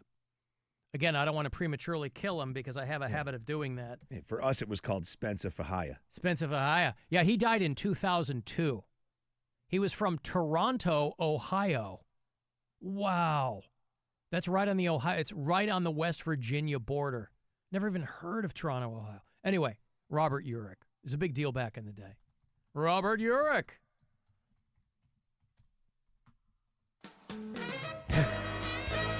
Musical guest, Dexy's Midnight Runners, and your host, George Zunza. That's like season 1 Law and Order, right? George Zunza. I watch a lot of La Renata. La Renata. On that Roku channel, they got it on all the time. La Renata. Oh, yeah, dude. La Renata. Speaking of the Roku channel, I was clicking around. They have now, if you have Roku, they have an entire channel now dedicated to AI slop. Oh, really? And they're pitching it as like, oh, this is a great showcase for all the human artists who are putting AI together. Sure it is. Yeah, there's an AI slop channel over there on Roku that's nonstop. And by the way, and again, I know this is where AI is now as far as, visual and audio goes, and it's exponentially better than it was even a couple of years ago. But yeah, they have a 24/7 AI slop channel, and it will bum you the F out if you watch it for longer than 20 minutes. Well, the good news is I won't. 24/7 AI-generated programming. And it's like you pray for a commercial because there are still ads in there. But the ads are also AI ads. So you're like, okay, they're dipping their because didn't Roku buy Hulu, I think? I think so. Yeah. And so, they're dipping their toe into the future of entertainment or whatever. It's just awful. Awful. But they're doing it 24/7. So if you have Roku and you want to bum yourself out, because there's no shortage of AI studios. Nothing that you've probably heard of yet, but you'll see what's coming down the pike. Hey, Mark. What's up? What's going on, Mark? Hate the show. Thank you, sir. So I heard a real one that I remember on Saturday Night Live of musical guest, Salt and Pepper. Yeah. And your host, Patrick Stewart. Well, yeah, because they famously memed him, and then John Mulaney did a bit on him, right? Oh, yeah? Yeah, John Mulaney did the bit about Patrick Stewart, because John Mulaney, obviously, a lot of his stuff is SNL related, and he did a bit about Salt and Pepper not being able to, they couldn't find one of them. Here, I'll play you the clip. Thank you, Mark. The best intro, by the way, I ever saw of an SNL host with the musical guest was Sir Patrick Stewart, okay? Sir Patrick Stewart was introducing the musical guest, and this is how he did it. He went, ladies and gentlemen, Salt and Pepper! Like he was surprised by Pepper. Like minutes before, they'd been like, we can't find Peppa anywhere. And he was like, if we must go on with salt alone, we will go on with salt alone. And they're like, 3, 2, 1. And Peppa bursts through the door and he's like, ladies and gentlemen, salt. And what's this? Peppa! Salt and pepper. I don't know what it is, man, but I cannot find that guy funny. Mary Santora can't stand John Mulaney. Jesus Christ, every clip you play of him, I know I should find him funny. Everybody I know who I respect in the world of comedy thinks John Mulaney is hysterical. I cannot. There was nothing funny about what you just played to He's me. not everybody's cup of tea. He just did a sold-out hometown show at Wrigley Field. Yes. The first comic to ever, He sold out like 4 days here. Like, I get people love the guy, and I cannot. I don't know if it's delivery. I don't know what it is, but I cannot wrap my arms around the guy. I can see not caring for his performance. He's a phenomenal writer. Yeah, oh yeah. I can understand people not digging his persona or his performance or whatever. Every joke I've ever heard him tell feels exactly like that one. Like, that's no different than the Mick Jagger story. That's no different. Like, it's all that exact same. I don't know if it's cadence or what it is, but man, alive, I just cannot get into the guy. Ladies and gentlemen, salt and pepper. Now, he's really playing that up. He didn't sound surprised. He's because he went up on pepper, I guess, right? That's I didn't even hear that. Pepper. Musical guest, Bow Wow Wow, and your host, Hume Cronin. From Cocoon, yeah? Yeah. Hume Cronin. The other guy in Cocoon. Because it was Wilford Brimley, Wilford right? Brimley, and there's this meme of how old everybody was in Cocoon. They were like Wilford in their 50s. Brimley was like 45 years old. Yeah. Well, thank you, Elliot. He sent me a lot of them. Let's go with 10cc. Yep. And the kid who played Squints in The Sandlot. Jesus. Well, now I got to know. His name is Chauncey Leopardi. Musical guest 10cc and your host, Chauncey Leopardi. It all sounds made up. Of course. I'm more of a Godly and Cream man myself over 10cc. Although, Not in Love is a banger. It's a great song. If you're watching The Hawk with Will Ferrell, which I'm plowing through. It was good. I'm glad I stuck with it because it's funnier than I had to get over it being Eastbound and Down with golf. Yes. But it is funny. There were some, and Molly Shannon is so goddamn good in that show. That's what saved me. Yeah. Because I was ready to bail. I really was, like 2 or 3 times. And then it got so silly a couple of times. I'm like, oh, God, this is so stupid. Like the thong thing right in the first episode. I'm like, dude, come on. Yeah. And then it did. It got really funny.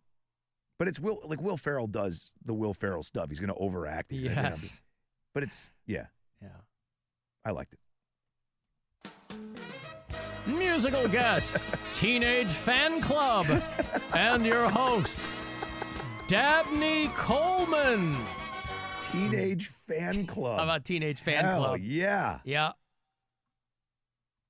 Musical guest, Eiffel 65. And your host, Delta Burke. Eiffel, they did that blue song. That was it. I'm blue. Now listen up, here's a story. Musical guest, Tony. And your host. Got to be someone named Tony. And your host, Tony Shalhoub. Tony Shalhoub. Bruce Dern. Everyone on the show is named Tony that week. Yeah. Tony. Musical guest, Nina. Oh, God. And your host, Jessica Tandy. Nina. 99 Luftballons. And she'll do 2 performances, one version English, one version German. Yeah. Sprechen Sie Luftballons? Everyone's a Captain Kirk. Oh. What? Musical guest, Bleachers, and your host, Jimmy Breslin. They're not even the same decade. Oh, my apologies to Jack Antonoff. I know he's hurting. Anywho. Alan, I was born Saturday, February 25th, 1978. That night, the musical guest was Ashford and Simpson, and the host was O.J. Simpson. Is that true? Oh, it sounds so... In the late 70s. I mean, he would have been pimping Capricorn 1, probably. That sounds so... It can't be fake. It's too obscure to be fake. Wow. It's drowning pool and Casey Anthony. I get it. No, I like them when they're not connected at all. Yeah. You know what I mean? Just complete random. Yeah. Musical guest, Erasure. And your host, Zelda Rubinstein. Remember her? Yeah. The little tiny lady in Poltergeist. Musical guest, Sam the Sham and the Pharaohs. And your host, Robert Reed. Oh, God.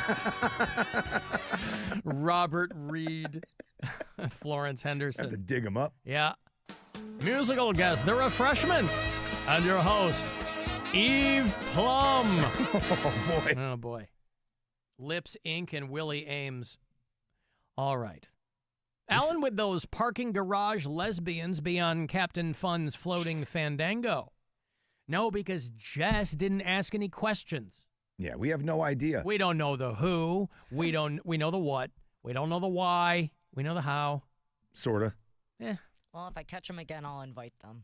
They seem like a good time. You know, we're talking about Hayden Panettiere dying earlier, mid-30s, and had a whole lot of trouble, but it sounds like a potential overdose or whatever. Tommy John died, too. Is he the underwear guy? Tommy... No, he's a surgery, isn't he? A baseball player. A baseball player, okay. Oh, what about... I thought there was a... Did he have a line of underwear? There was a Tommy John underwear. There is. No, that's not him? Is that Tommy John? Is that the name of the underwear? It is. It is.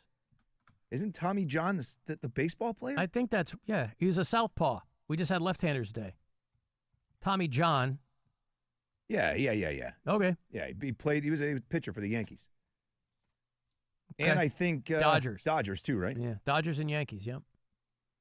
Bladder cancer. Jesus. How do you get a surgery named after you, by the way? Can you imagine if he had a surgery on something else that could have saved his life? Is it shoulder surgery? Is that what it is? I think it's in the elbow, isn't it? Elbow. I think it is. Elbow procedure. Yeah. Yep. That rescued scores of pitching careers. It's like a very thin ligament or something that they said they couldn't operate on. Yeah, he was the first guy to have it. Okay. Hence the name. Yeah. Tommy John surgery. That would be wild. You know, when you're long after your retirement, there's up-and-coming young dudes, you know, hurlers on the rise who are like getting a surgery named after you. A then experimental ligament reconstruction on his pitching elbow in 1974.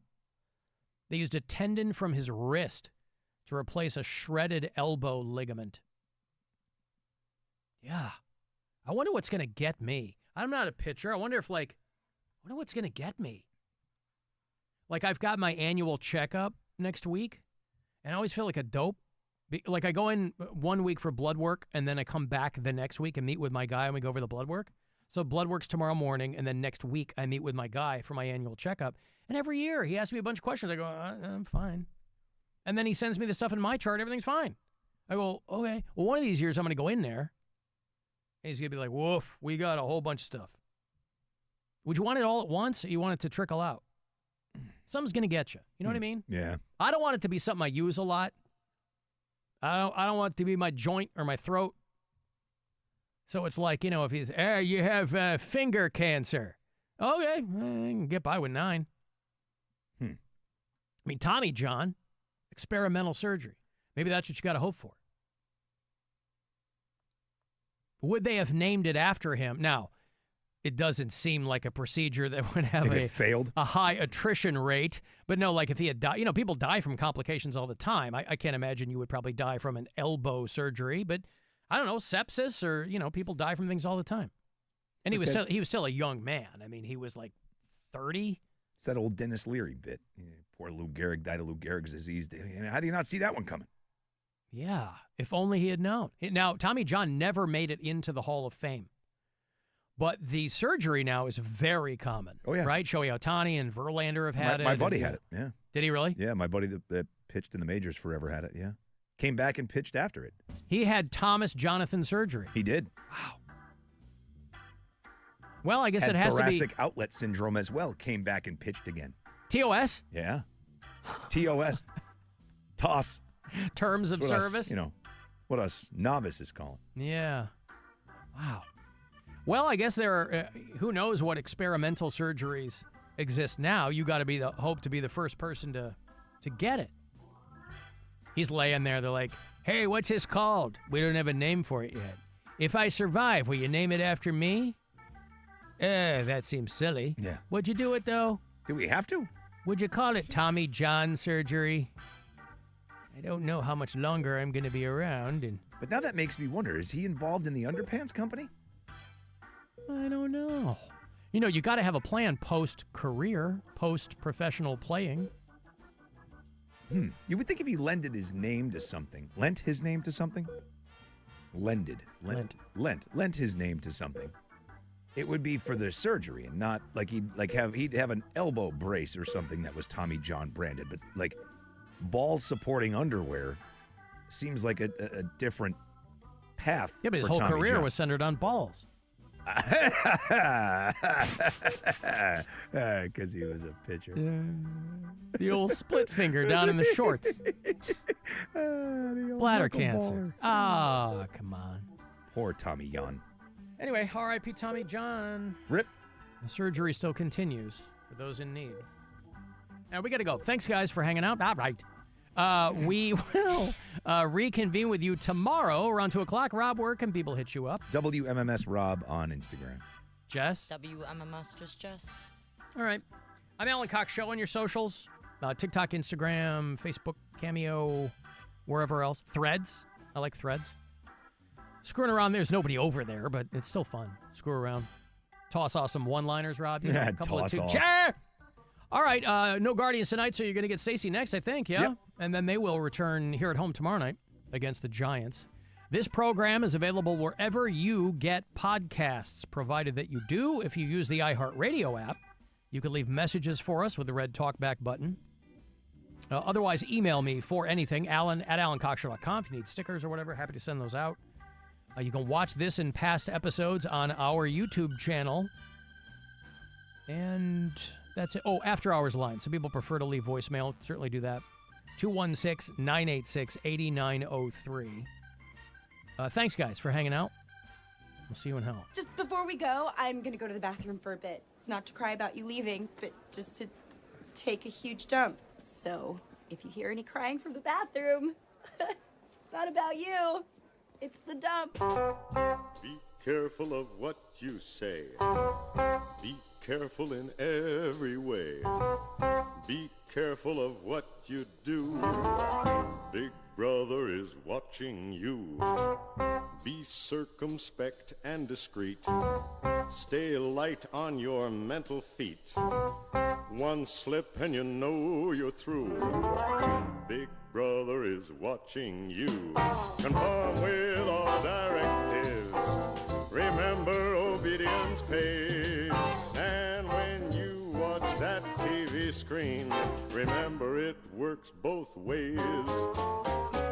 You'll disappear in a wink unless you can double think. You'll vanish into the blue. Big Brother is watching you. This is the Alan Cox Show. Everywhere on our free iHeartRadio app or whatever smart device you have. Just tell it to play the Alan Cox Show on iHeartRadio. This is Doug Gottlieb. Here's what's trending from the iHeart Sports Network. Presented by iHeartAdvertising.com. The last Buss family stake in ownership of the Lakers is going to new owners Josh Kushner and Bob Iger. The family had ownership since Jerry Buss purchased the team in 1979. Cubs shortstop Dansby Swanson expected to miss 4 to 6 weeks. He's got a grade 2 oblique strain. Jets running back Breece Hall suffered a strained groin at practice this morning. He's going for tests, but but Coach Aaron Glenn says he's not concerned. I'm Frank Aaron. Run a business and not thinking about radio? Think again, because people are listening to radio more today than they did 20 years ago. And only iHeartRadio connects with more Americans than TV, digital, even social. Learn how radio can help your business. Call 844-844-iHeart. Time for a new AC? Just call sales! Just call sales! Whoever said fork in the road must have been hungry for the Sorrento and Sorrento Turbo Hybrid. Their 3 rows of seating and 10-year, 100,000-mile limited powertrain